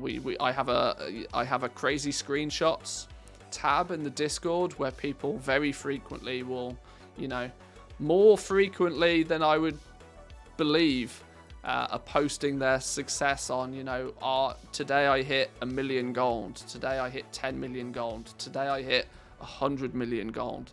Those screenshots and those posts are coming through very, very frequently, and it goes to show that the gold makers out there, the goblins out there, especially those who are engaging in the legendaries, have been getting very rich very quickly at the expense of everybody else on their server, right? Everybody else on the server, average Joe's getting poorer when a handful of people are getting much, much richer. Sam and Hans even quoted one of the things I said about the legendary system. This was on the Reddit thread. I've likened the legendary crafting system to a vacuum cleaner, hoovering up all of the gold from the general players into the pockets of a very select few. It's because it's a crafting system. The crafters have no interest in how many vendor materials are needed to make these items, as they're calculated into the price and that cost is passed on. People often think items like the Longboy were responsible for a lot of gold leaving the game, but there have been single weeks where I've spent more than 5 million gold just on Arboreal Shards. Goes to show, right? That Arboreal Shards have absorbed just so much gold out of the game, it's not even funny. 5 million gold multiplied by about 3 million players multiplied by about 2% acquired equals 300 billion gold. Poof. Oh, can we rabbit hole some number estimations of the Bruto versus the Lego sync? Oh, I see, okay. Arboreal Shards alone, assuming 50% of the player base has bought 3 legendaries. 1.5 million multiplied by 120 multiplied by 100. What's 120 multiplied by 100? Oh, the average quantity of Arboreal Shards multiplied by their cost. 18 billion gold. Yeah, look at that then. 18 billion gold potentially just in the Arboreal Shards alone. That's not taking into consideration at all the value that is expelled from the game once that base item is sold to that player in the first place.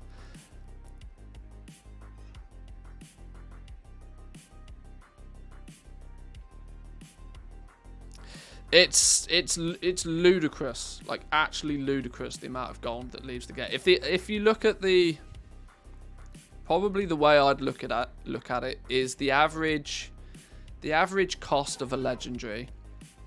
Now let's not take into consideration, we don't need to take into consideration people that level up their legendaries one at a time, because the smart people out there don't do that. I don't think most people do that. I think most people dive straight in with the top one where possible. So if you look at the average cost of a rank 4 what the average cost of a rank 6 was and what the average cost of a rank 7 was.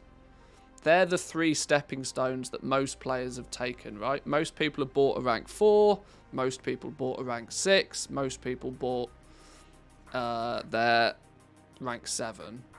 The likelihood is there that the average cost of those rank 6s were significantly higher in value than a rank 4 or rank 7, but I'd still probably say the average price is probably 50 to 100k. So 75k, I'd probably say. 75k is probably the average spend per. So 75 times 3, 225. Let's just call it 250 for the sake of maths. What's 5% of 250? 5% of 250 is what, like 8,000 gold? No, hang on. No, it'd be 5, 10 plus another 12,500 gold. 12,500 gold leaves the game for every single player, just for their legendaries alone. Is that right? If somebody over the period of the expansion has spent 250,000 gold on their legendaries, 5% of that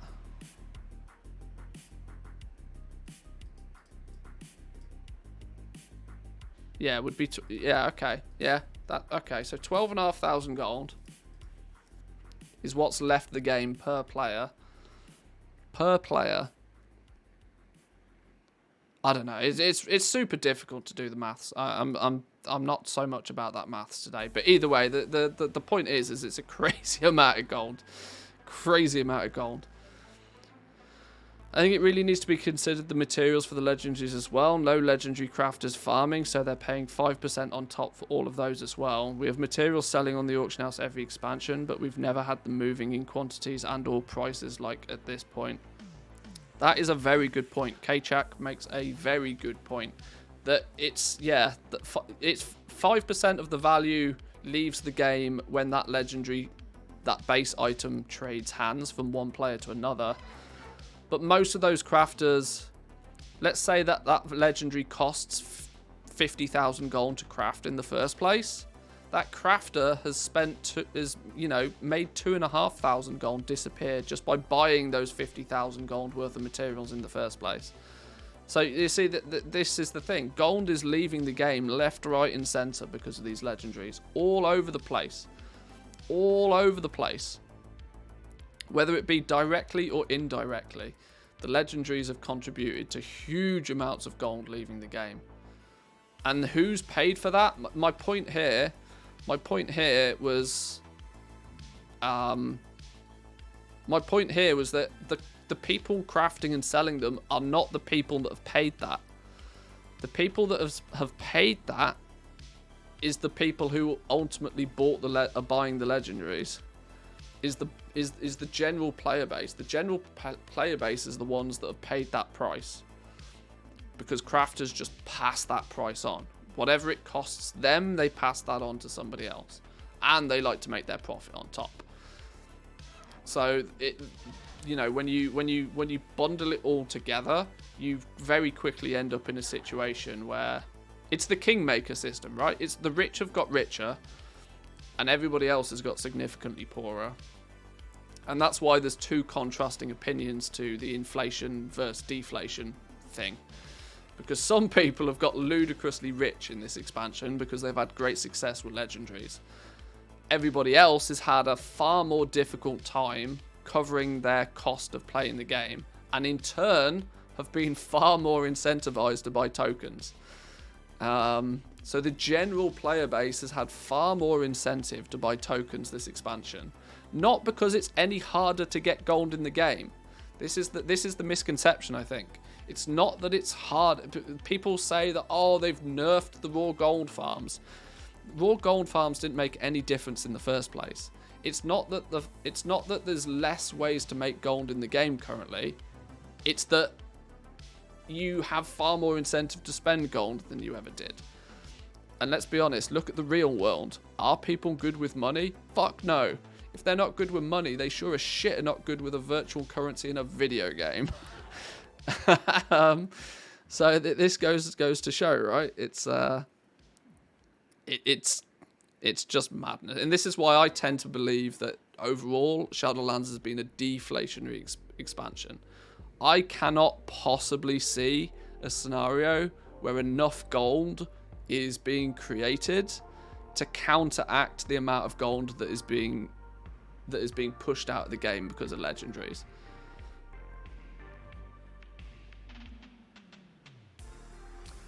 Mirrors reality, it's the end consumer that's the one footing the bill in the end. Yeah, absolutely. Every stage of the Lego crafting, gold is leaving the game. Yep. Crafters buy their materials. 5% of the cost of the materials that they buy off the auction house, 5% of that value leaves the game. They buy a huge amount of arboreal shards. That entire cost leaves the game. They craft something, then they sell the base item. 5% of that value leaves the game again. Consumables 100 gold, repair costs 150 gold, transmog 50,000 gold. Somebody please help me budget, I could not feed my family. Oh, how true. How true. Yes. Everybody has that guild member, right? Welcome in, Gumdrops, by the way, good to see you. Everybody has that guild member, right? Who will run up to you on their Spectral Tiger mount with a full tier 3 transmog, and they'll ask you for a potion and that they can't afford their potion or their repair bills. It's like, well, may I suggest an accountant, good friend? Yes, very true. Perhaps also our viewpoint as gold makers is skewed as such is skewed much as high-end raiders or PvPers might be when focusing on your own niche. Maybe there's enough gold flowing from the casual play that the gold pool is slowly increasing. The analytical side of me believes that to probably not be the case. But yeah, I mean, both options are entirely possible here. What percentage of the player base is engaging in the legendary system beyond buying a lower item level base item just so they have it? How many people are running the daily callings and various Covenant adventure features? I think Shadowlands has been net inflationary, as I suspect there are far more people playing the Covenant game versus repeat engagement with the more gold sink aspects of the game, such as the legendary crafting system. Yeah, but if you have ever skinned and sold a piece of heavy callous hide, you are indirectly part of the legendary system. Just because you've not crafted and sold the legendaries yourself, if you've farmed a component that goes into the legendary crafting system and that item has been bought from you by a legendary crafter, which has then crafted with it and sold a base item, you were just as much part of the system as the crafter themselves. It's just indirect, and so you don't see it happening. This is why this looks like a sensible argument. Before you break it down and before you think about it in much detail, this is a very sensible argument. Yeah, there are 5 people on your realm that craft legendaries. Whoop-de-doo, that's 5 people. Yeah, but there's 5 people crafting them, but there's 500 people for every one of those crafters out there farming materials for them. This is the point. I did the maths at one point. I can't remember when we did it, but we did the maths at one point. Just how many people out there consistently farming are needed, were needed to fulfill my need for materials. At the peak of me I think we did this in Korthia. I think it was when we were selling rank 6s. I think I did the maths to just try and work out, if I was to recraft all of my legendaries, how many materials is that? And how many farmers would it take? Oh, we did it for Korthite crystals. That's what we did it for. We did it for Korthite crystals. We worked out that, well, how many Korthite crystals do I need for my restock? And then based upon how many Korthite crystals you can easily get, how many people does it take to allow one crafter to do their thing, and it was some ridiculous number. I think there was somewhere like close to 400. The combined efforts of 400 people. I remember the number being 20 to 1. Oh, okay. I remember it being way more than that. Maybe I've got my numbers so slightly skewed, but either way, it basically boiled down to the fact that I, as a single crafter, needed the combined effort of a huge amount of people just to be able to craft and sell the items that I was crafting and selling.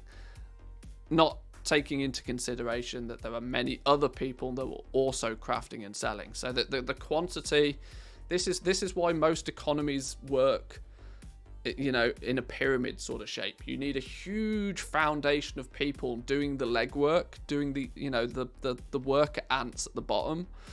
You need a huge amount of people doing a lot of the hard work and the heavy lifting, doing it all for minimum wage, so that it allows for the people above that are doing the crafting and the flipping and everything else to do what they do.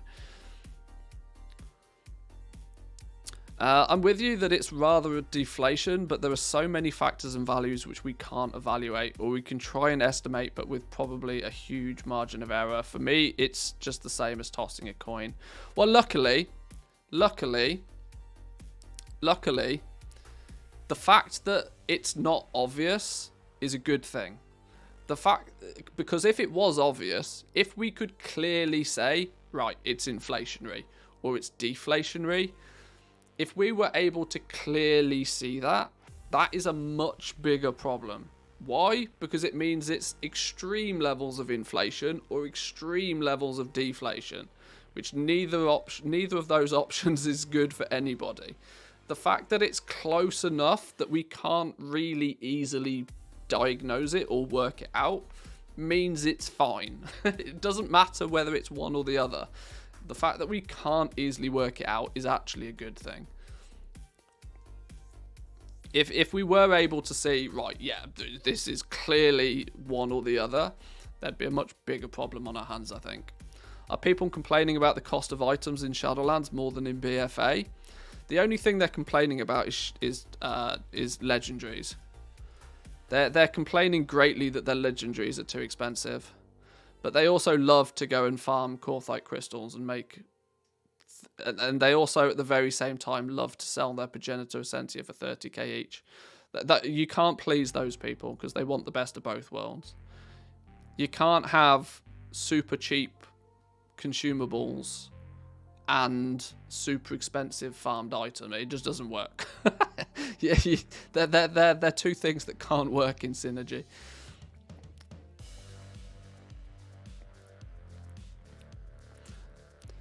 Next little topic then. We spent a long time on that one. I didn't mean for that one to end up taking quite so much of our efforts, but sniper no sniping. This is something that I am actually tempted to do a little bit of a video on myself.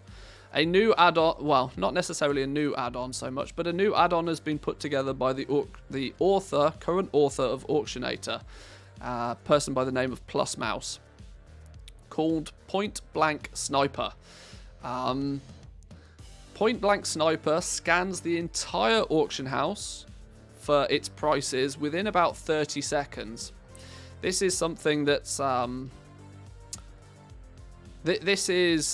many people are aware of what sniping is. I should probably go back to basics just for a minute here.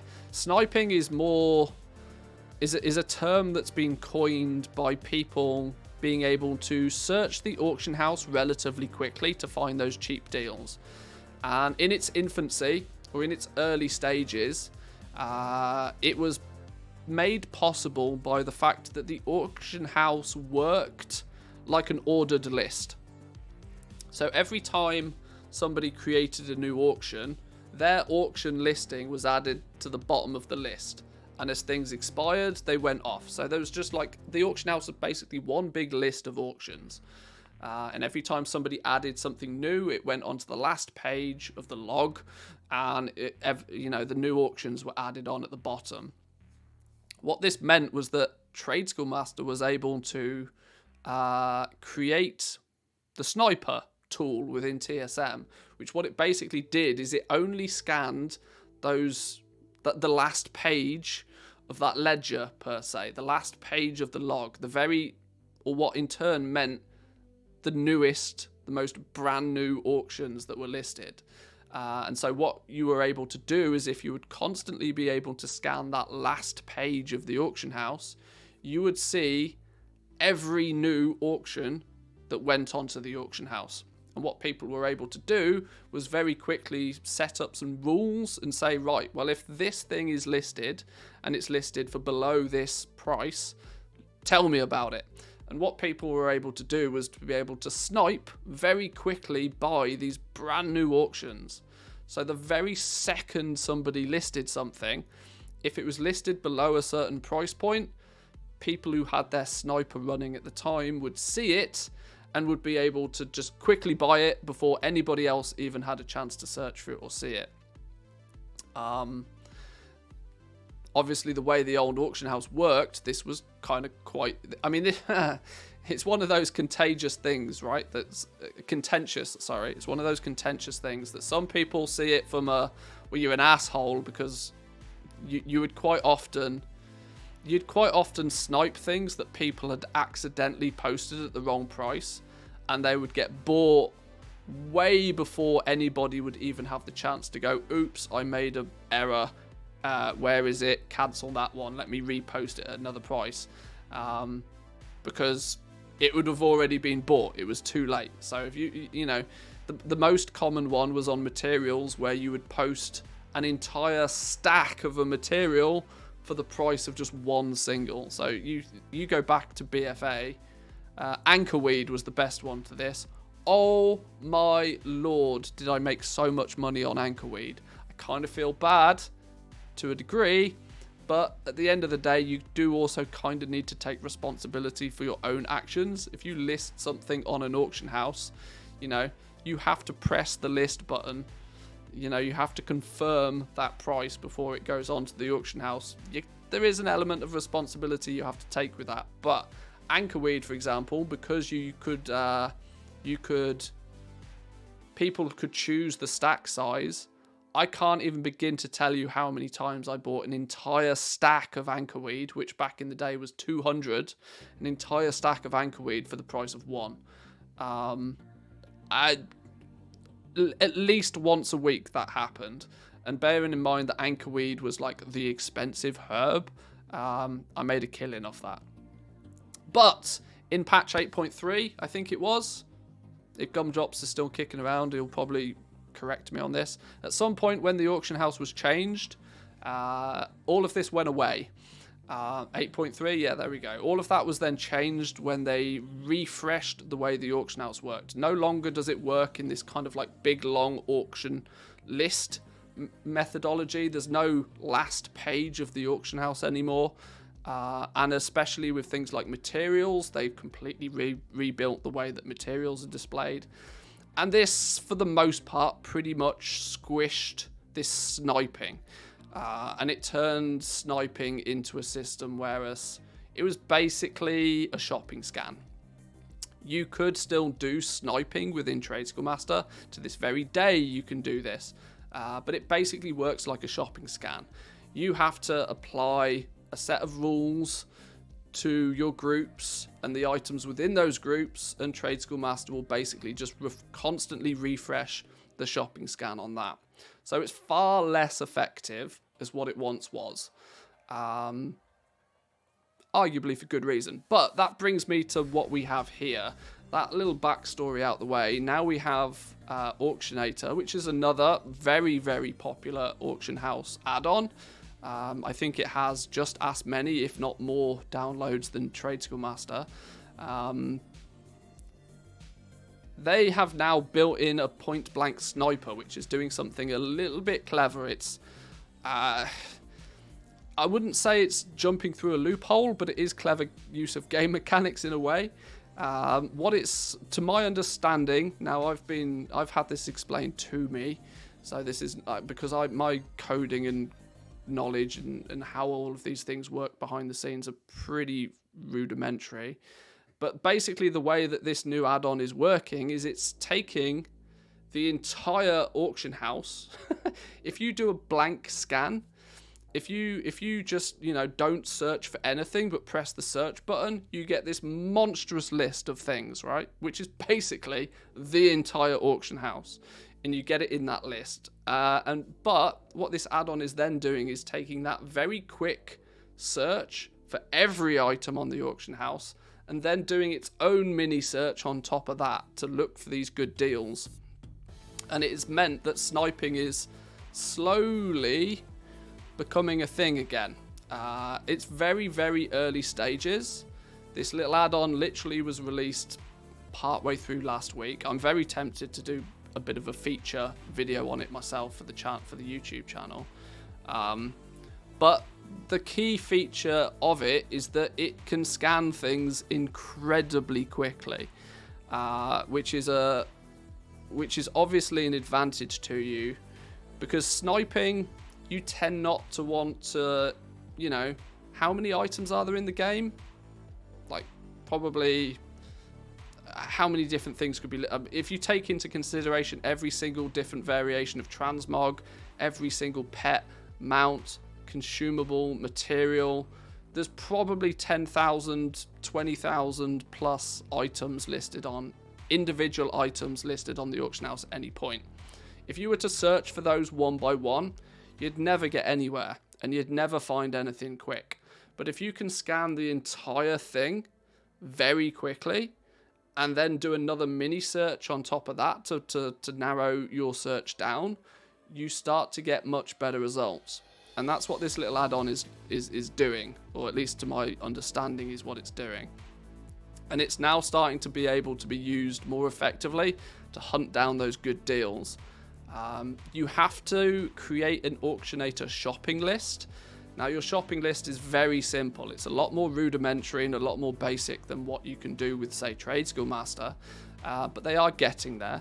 The shopping list, you basically, very much like you would do with the normal default UI, you can search for a keyword, you can search for something, and then you can sort of specify, right, well, it needs to be at least this level or cost at least this, and then it will search for that. But what the sniper does is it will go through all of the items you put on that list and just do it very quickly. This is the key element. You don't really need to understand quite how it does it so much.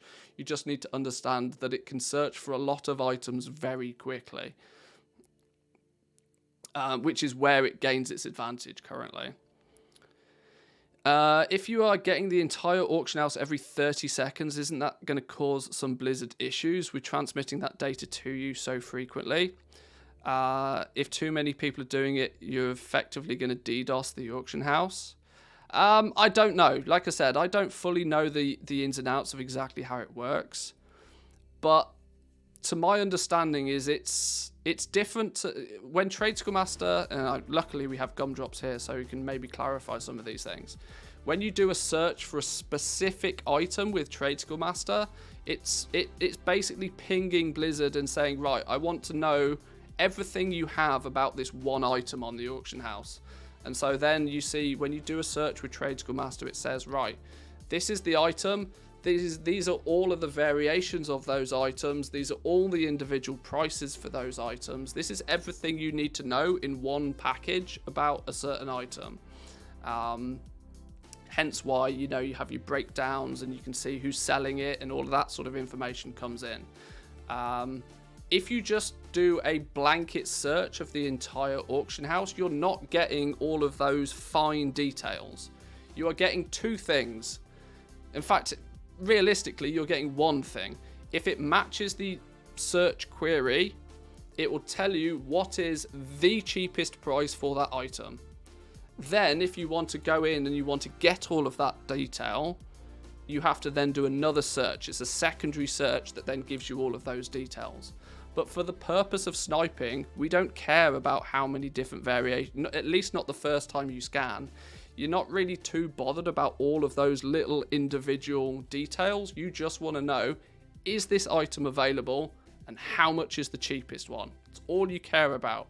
And you can get that entire list of the auction house in one API call, I believe, which is where it's gaining its advantage right now. Our discussions with, this is from Gumdrops, our discussions with Blizzard around 8.3 broke down after we indicated what we needed versus what is available in the new auction house design. Yeah, see, this is the problem, right? Tradeschool Master are doing their best to, you know, be in parlay with Blizzard, in discussions with Blizzard about how the auction house works, what's acceptable to do, what's not acceptable to do, sort of thing. But if Blizzard don't want to talk, the bonus ID situation is a big one, I imagine. Because if Blizzard don't want to talk and don't want to tell the add-on creators the way that the systems works, then you're kind of on your own.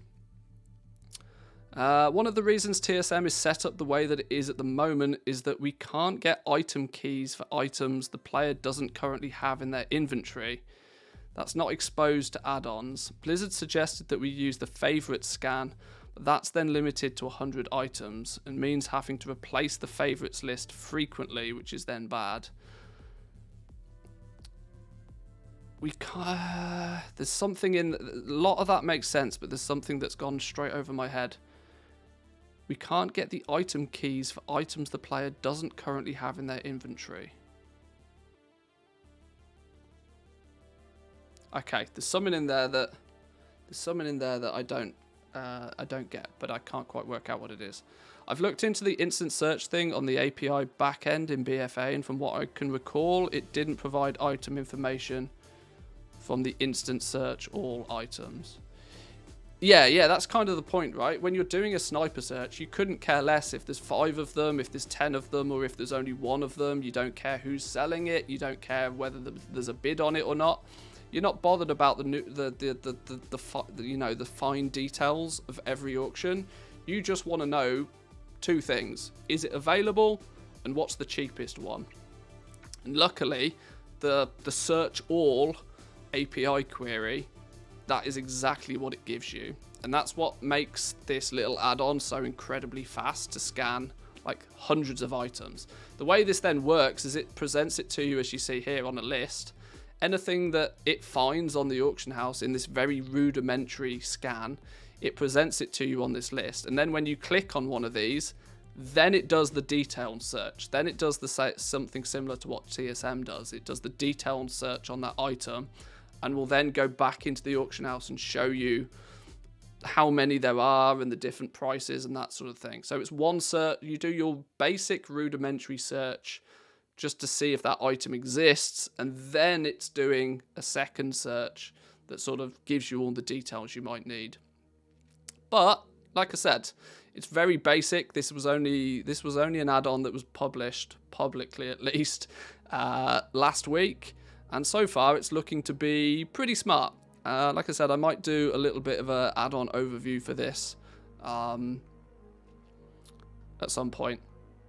You can jump over on their Discord server if you give this a little play, if you want to test out any of their... if you haven't, I mean, it's buggy as all hell, because it's absolutely brand new, and they are almost daily trying to take feedback and add things to it. So you can go and pass on your 2 cents if you wish. It's great to explore new goal-making add-ons that tailor to specific needs.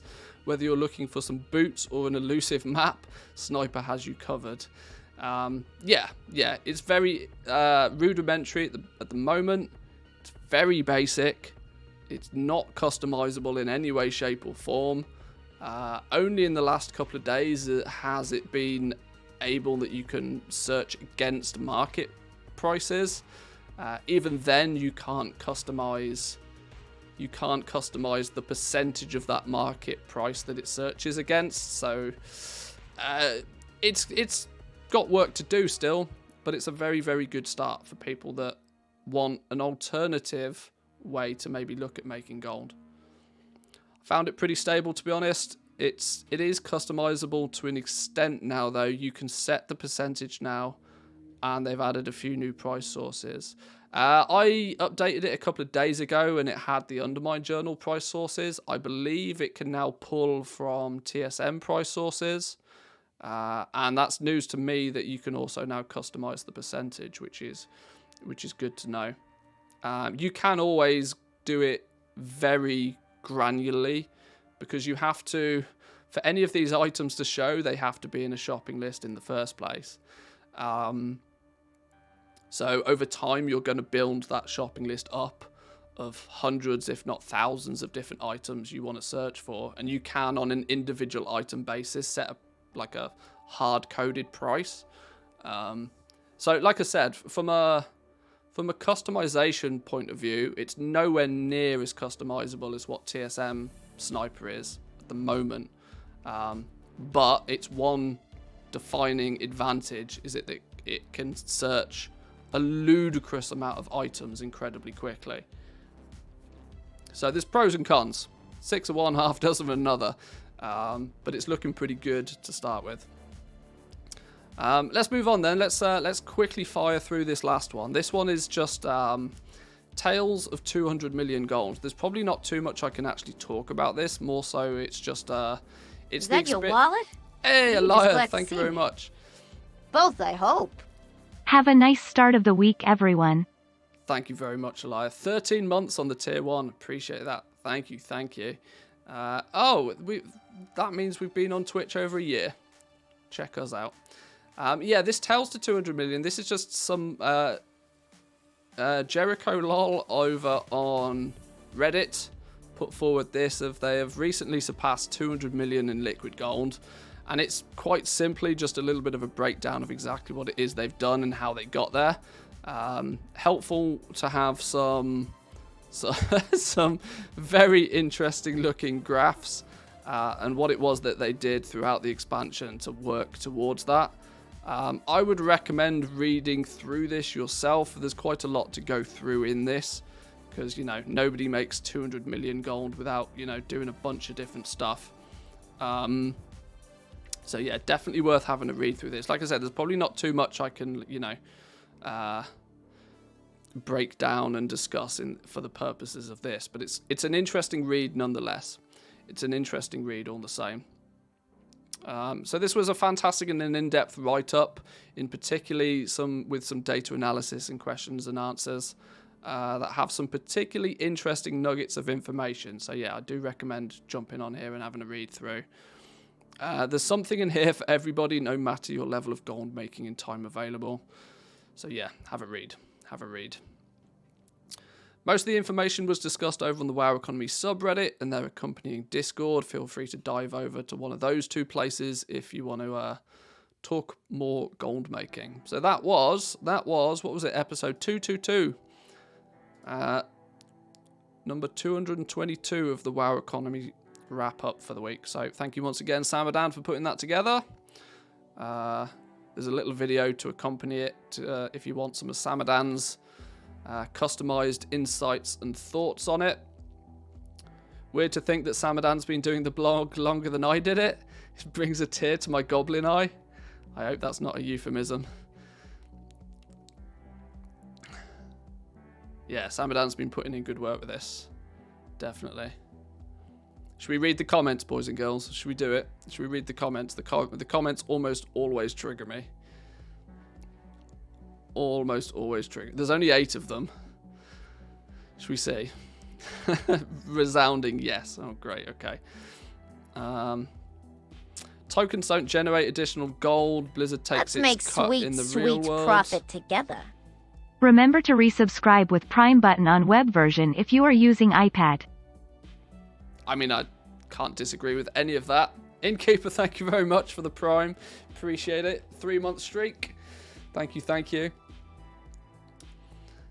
200 million is pretty impressive, but I've got a couple of questions. Is he being sarcastic or honest when he says he has no life? It seems like a lot of time investment. If I understand Jericho Lol from over on Reddit, I think he is without doubt what you'd consider a no-life gold maker. I don't think there's much sarcasm in that. I do genuinely think he plays 18 hours a day and enjoys doing it. Also, what does one do with 200 million in gold in this game? it's been clear before that I'm uber casual, so my perspective on this is just from that angle. I would not even begin to know where to spend 200 million gold. I mean, you buy a Spectral Tiger and you can say goodbye to 200 million gold. It's really not that difficult. If you want to complete your transmog collection, you can say goodbye to a good few million. Let's make sweet profit together. Hey, He's right. Smooth Twitch George. Prime on web version. Twitch Prime on web version works now. Hey, there we go, boys and girls. Press the button. And you've started a hype train. How about that? Thank you very much, boys and girls.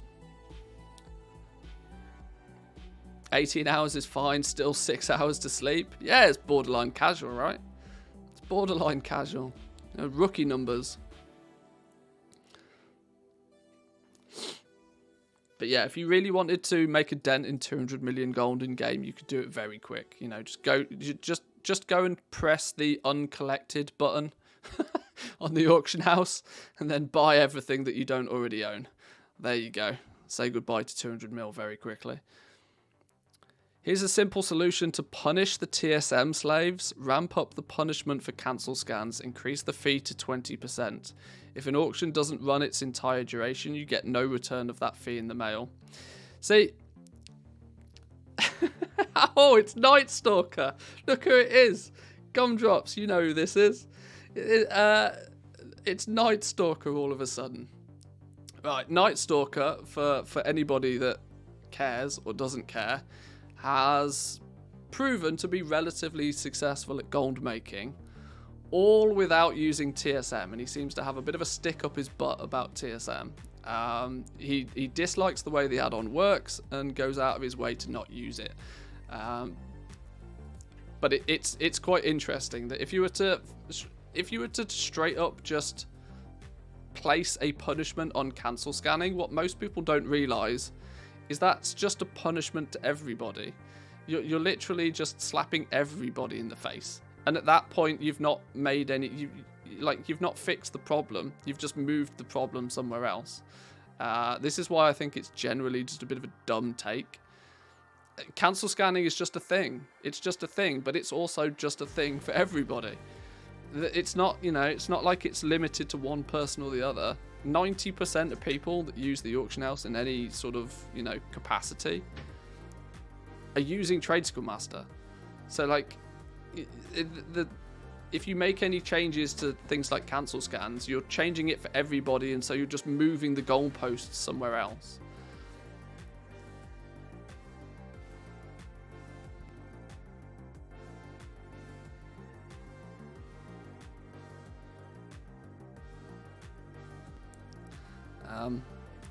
Ironically, it would probably take half an expansion for TSM users doing cancel scans to even notice that they're losing deposit fees. But see, this is it, right? There's also that additional situation that if you change the system for everybody, then people just find another angle to take. It doesn't make any difference. Tried learning TSM, too complicated for me. I stick to Auctionator. It's got a steep learning curve, but trust me, if you get to grips with it, there's no turning back. Honestly, there's no turning back. The amount of time that Tradeschool Master can save you alone is just madness. And now, TSM is by no means perfect. My honest opinion is TSM's in a bit of a shoddy state currently. I wouldn't use it to suggest crafting anything in Shadowlands currently. Not anything that is lucrative. Gumdrops, I know you're here and I know you're listening and I know you're part of the TSM team, but generally speaking, TSM's in a bit of an awkward situation. I hope for 10.0 you can pull something out the bag, because yeah. There are definitely some aspects of Tradeschool Master that are good and some aspects of Tradeschool Master that are not very good. But where you can take advantage of what TSM has to offer, the auction house side of things is still significantly better than anything else by a mile.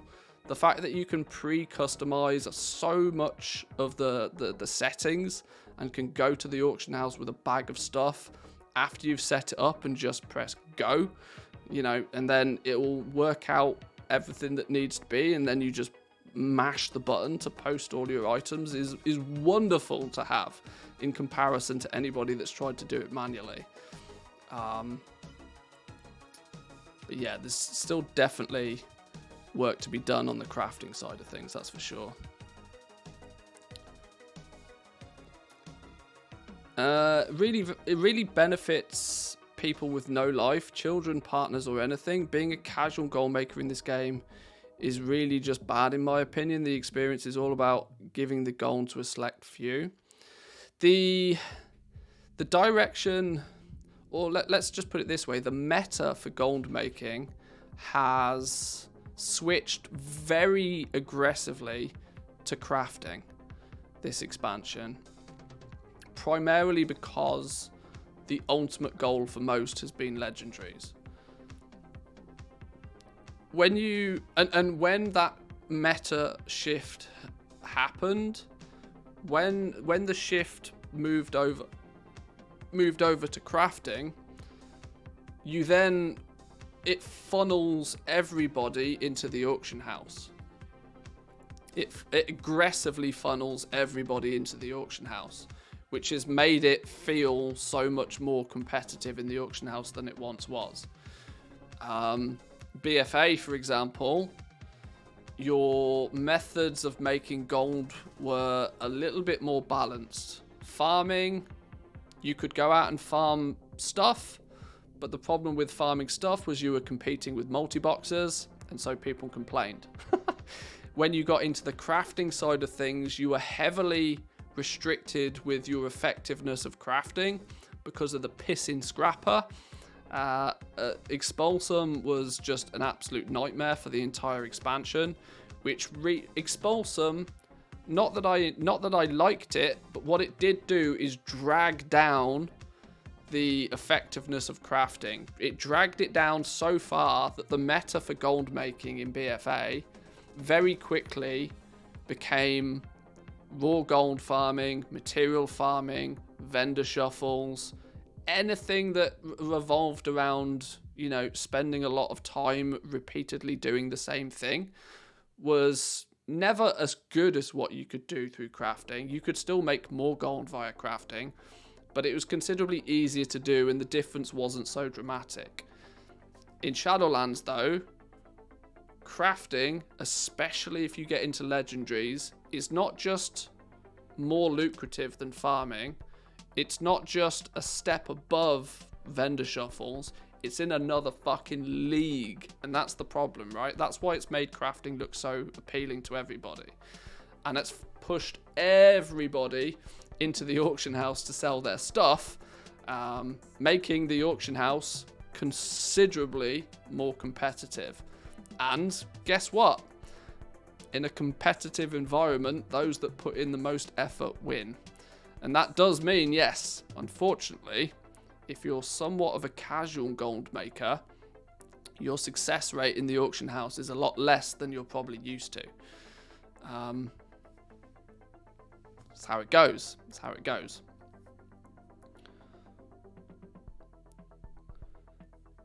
Yay, I arrived for the comments. See, people get like a brain aneurysm just thinking about Expulsum. Putting 9 items in a machine in one go and then oh my life. Oh my life. Like achievement points or the number of mounts you can say you have, for some people it's not needed so much as something to work towards, keep working on. Pretty sure he's just being honest about no lifing though. The amount of time it must have taken to get every legendary recipe to max rank is impressive in itself. I had a conversation with somebody a couple of days ago. Somebody asked me for some advice on whether they should get into legendaries on a server that they'd moved to. And we looked into it in a little bit of detail. And then they turned around and told me, just how much gold they had.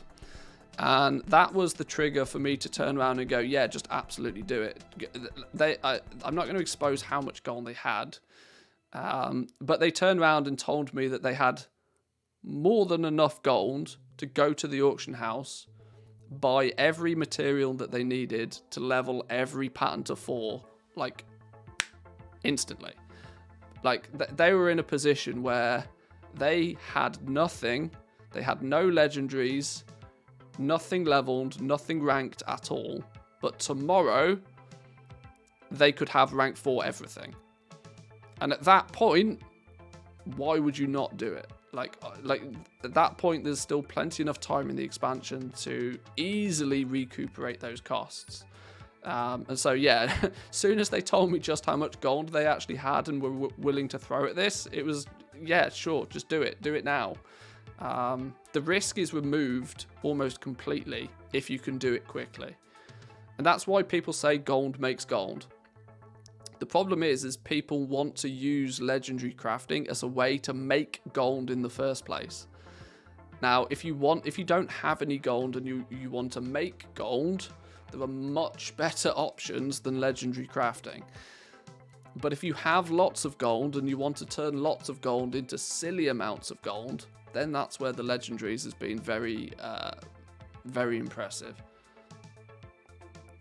My issue is that the legendary market is so hard to get into, but it's not. This is the thing. This is the misconception. And I know I'm picking on your choice of phrase here, but the legendary market is not hard to get into. It's expensive to get into. You can get into the legendary market instantly if you have enough gold. That's the problem. There's no difficulty there at all. There's no gameplay that needs to be done, short of maybe being honoured with somebody. But this is the thing. It's a market where it was originally designed by the looks of things to be one of those where the rich, the only barrier to entry is gold. And it's always only been gold. Sat on 18 million gold right now. There is zero way I'm investing that into the legendary market on Draenor at the moment. Weirdly, if even 18 million gold is not enough to get into the legendary market right now, no, you're right. Because you could spend 18 million gold and you'd have no gold. And yes, you could sell rank 7s all day long on Draenor, but you would not be making enough profit on each one to cover the cost of leveling in the first place, unless you were willing to do it consistently for a long time. What's your threshold for getting into legendary crafting? I had about 1 million gold when I got into crafting, but not all of them. I'm doing more than okay. Honestly, I don't really think that there's a threshold for getting into legendary crafting right now, because 99 out of 100 people that ask me whether it's a good idea or not, I will probably say no. Any gold that you currently have is probably far more valuable to you as liquid gold, and utilize it for when you go into the next expansion.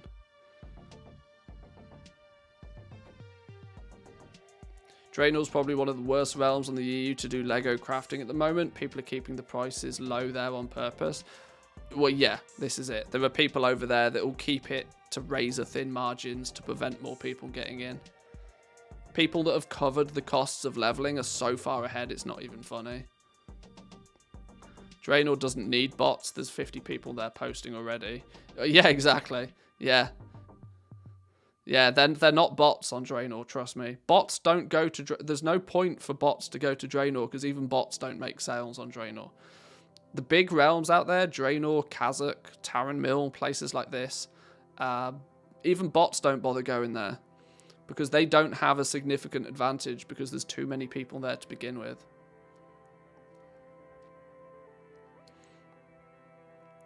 You'll find if there are bots on those big servers, they're in lesser popular markets. They're in markets where they can keep their auctions at the front of the queue far more effectively. Now, not that I'm advocating this in any way, shape or form. Let me clarify this really intensely.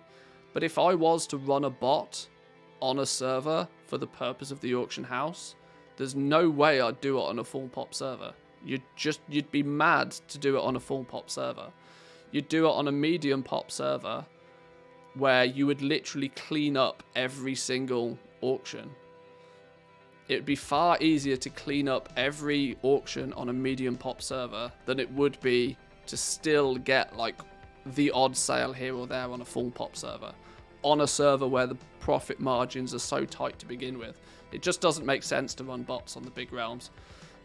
Most people get labeled as bots, but mostly because there's just 50 people there in the first place. Time to stop skiving, get back to work for me. Good to see you again, Gumdrops. Thanks for checking in. Have fun at work.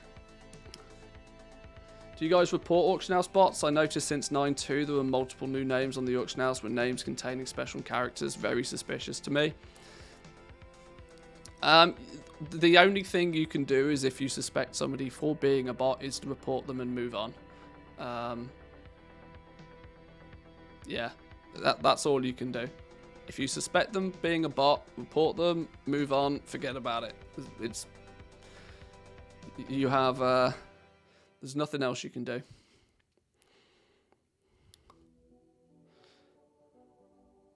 You're only punishing everyone else, really. Casual guy with 1 or 2 items on the bags versus a goblin with 50 plus of those in their bags. You can post and never cancel because expensive goblin fees will just keep posting and never cancel, waiting for that to expire. You just helped cutting the competition from the small... See, this is kind of on the right lines. You know, if you put a blanket 20% fee to cancelling an auction, you're putting a blanket 20% fee to everybody. The irony there is the big goblins that have all of the money in the first place will be the ones that will be able to afford that 20% fee. And in many cases will pay that 20% fee aggressively to keep out the casual goblins even more so. This, in reality, probably wouldn't fix anything. It may even go as far as to make things worse. Because, you know, the ones that have the gold will be able to use that to keep everybody else at bay. I mean, they already do that, you know, by virtue of being able to cancel scan for large periods of time at the right time in the day. But like I tried to point out earlier, the reason that this whole cancel scan meta is become the meta is because the meta is focused towards crafting. There's so much more gold that can potentially be made via crafting and selling items than there are through other methods, that it has attracted way more people to go down that route. When in reality, there should be far more people out there farming, flipping materials. My God. The fact that we're in patch 9.2, we're in the last major content patch of the expansion, and you can still make 30,000 gold an hour by farming, blows my mind. Because that shouldn't be possible. Based upon the fact that we earlier speculated that, you know, inflation or deflation is under control. It basically then means if that's under control, then in theory, the amount of gold that people were able to make through farming at the tail end of BFA should be roughly the same amount of gold that people are able to create now. No. At the end of BFA, using the most optimal farming routes you could get your hands on, you are lucky if you could make 15,000 gold an hour. Now you can make 30,000 gold an hour in your sleep. It's like so simple now. Which goes to emphasize the fact that more people are focused on crafting, auction housey sort of stuff for their goal making than they are for doing just the, you know, the grunt work. Hide the names on TSM so I don't get mad at seeing the same names every time. You just right click and like close the column. Just get rid of it. Don't want to know. 2 months before 9.2, I had 400k gold. After following you and using the cheat sheet, I went into both plate, feet, and pants. Leveling those put me down to 20k gold. Now, after the whole of 9.2 and the legendary shenanigans, I'm up to 2.3 million. And that only still on 2 max legendaries. It was super smooth. But if somebody told me to level more legendaries now, I wouldn't recommend it. I'd just wait for the next expansion. Very good. Very good. Congratulations on that one. Well done. People were running a towel skinning for about 8k an hour. Yeah, exactly. running a Tal'Dazar with leatherworking and skinning, skinning the mobs, crafting items and selling them to a vendor was one of the most optimal ways to make gold at the tail end of BFA. Unless you were, you know, flipping corruption gear. You know, that was the path of least resistance for people to make gold at the end of 8.3. 8k gold an hour, and there were people doing that all day long. You can make 30,000 gold an hour flying around Zereth Mortis right now. Actually wild.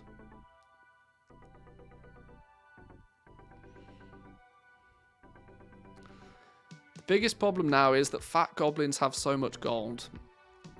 They won't care about anything in that direction anymore. The people that only do a little bit in the auction house won't care either, because they simply don't cancel scan to begin with. People like me are already fond of getting a million with a new patch and then calling it a win. This is an approach that more people should take. I tend to use the phrase a lot, make hay whilst the sun shines. And this is very true. Like, most people, and this is because people's focus is different, right? Most people try to make gold when they don't have so much else to do in the game, right? So most people look to there's always a big switch to gold making in the second half of patches. Usually because in the first half of the patch, people are busy rep grinding, they're busy doing the raid, they're gaining their Mythic Plus score, they're building their arena rating, they're doing lots of the new stuff in the game, right? And then when they've finished all of that, they then say, right, well, I'll spend the rest of the patch making gold. There's a problem with that though, right? The problem is the best time to make gold is when everybody is trying to progress through everything. Those first couple of weeks of a patch are just monstrously more effective for gold making than the rest of the patch.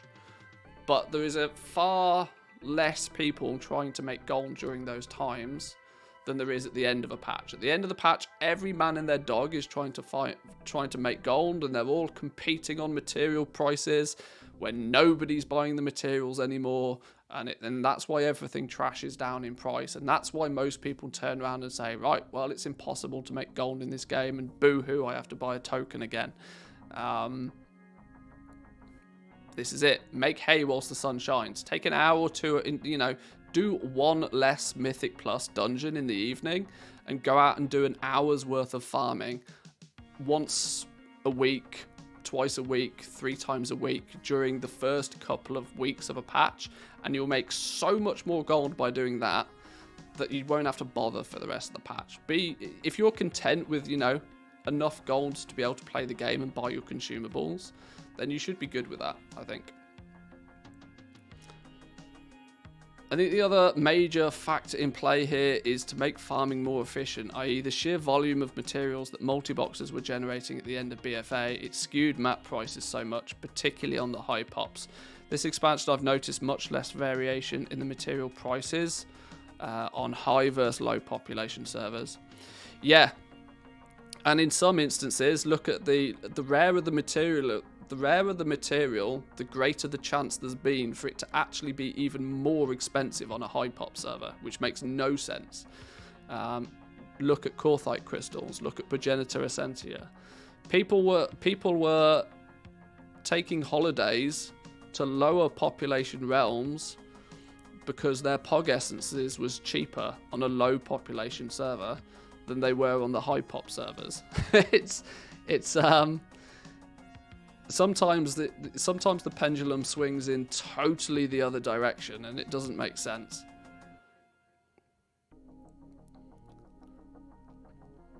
But yeah, you're right. There's definitely work to be done there.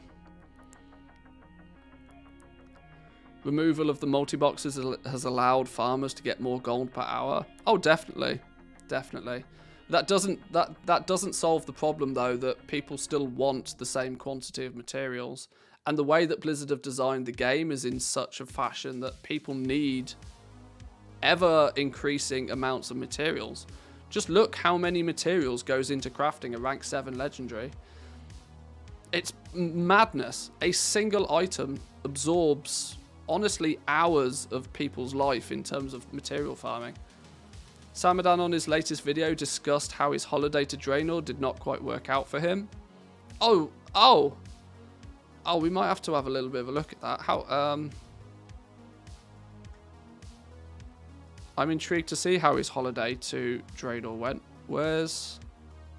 In literally this one is, should we have a little Hello, Samadan here.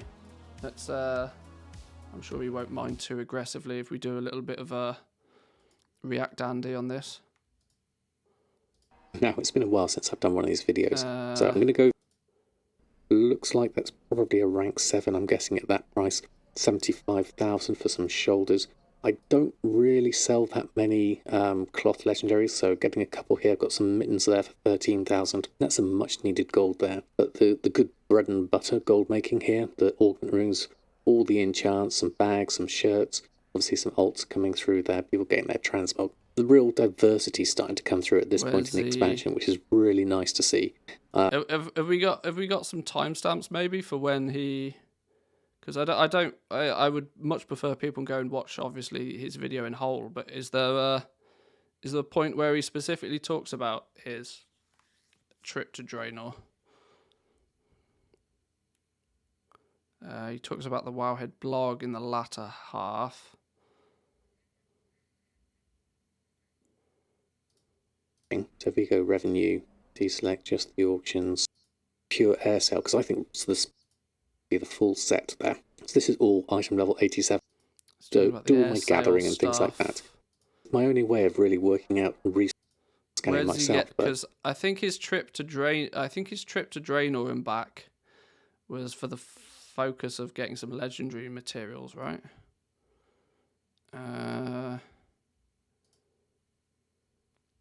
Oh, hang on. Where do we get here? The Umbra Hide section. Really, a couple of 100,000 there for the last 2 weeks in sales. I did reinvest quite. It was more just in passing. He regretted not selling materials. He held on to them until the prices crashed. Oh, I see. Okay. Well, I might watch that, by myself. I'd suggest people go and watch this then, because that'll be a good insight to how, because I generally do feel that the whole transferring from one realm to another realm to get your materials in bulk at a cheaper price is going to become far more of a popular thing you see people doing, on the basis that server transfers are now much cheaper than they once were when you buy them in bulk. If you're the kind of person that can happily buy 6 or 8 server transfers in the first place, then you can there's the link to Samadan's video. If you're the kind of person that can buy 6 or 8 server transfers in one go to get them at a discount, knowing that you will use them over time, it becomes quite a cost-effective way. I mean, like I said, when the pendulum swings in the other direction, with things like Progenitor Essentia, they were 30,000 gold apiece on, some big realms, yet they were half that value. They were 15,000 gold apiece on other smaller realms. It was not out of the ordinary for people to go from those big realms, take a character over to a small realm, buy as many as they possibly could, and then transfer back again. And be able to do it all whilst making a profit. That's the thing. It equates to international trade. The prices for shipping a container of goods from one country, e.g. server, to another, shot up in real life, but it halved in WoW if you buy in bulk. Yeah, that's true. It went in the opposite direction. Look at it as an opportunity cost for a rich goblin to spend dozens of hours to grind rep on multiple realms, versus on one and then just server transfer.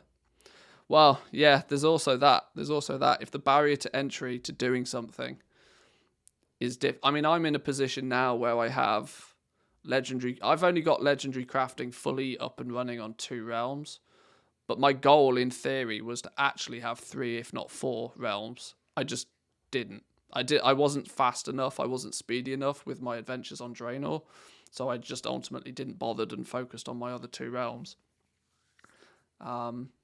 But yeah, there comes a point to where you could just have a legendary crafter that crafts all of the gear, and you just move between realm to realm, dropping off goods as you go and recrafting as you go. If you can craft in enough bulk, and you can, yeah, that's very possible. It's an interesting thought. Anyway, I think I don't want to go too much deeper into the comments. I think that was most of the comments anyway.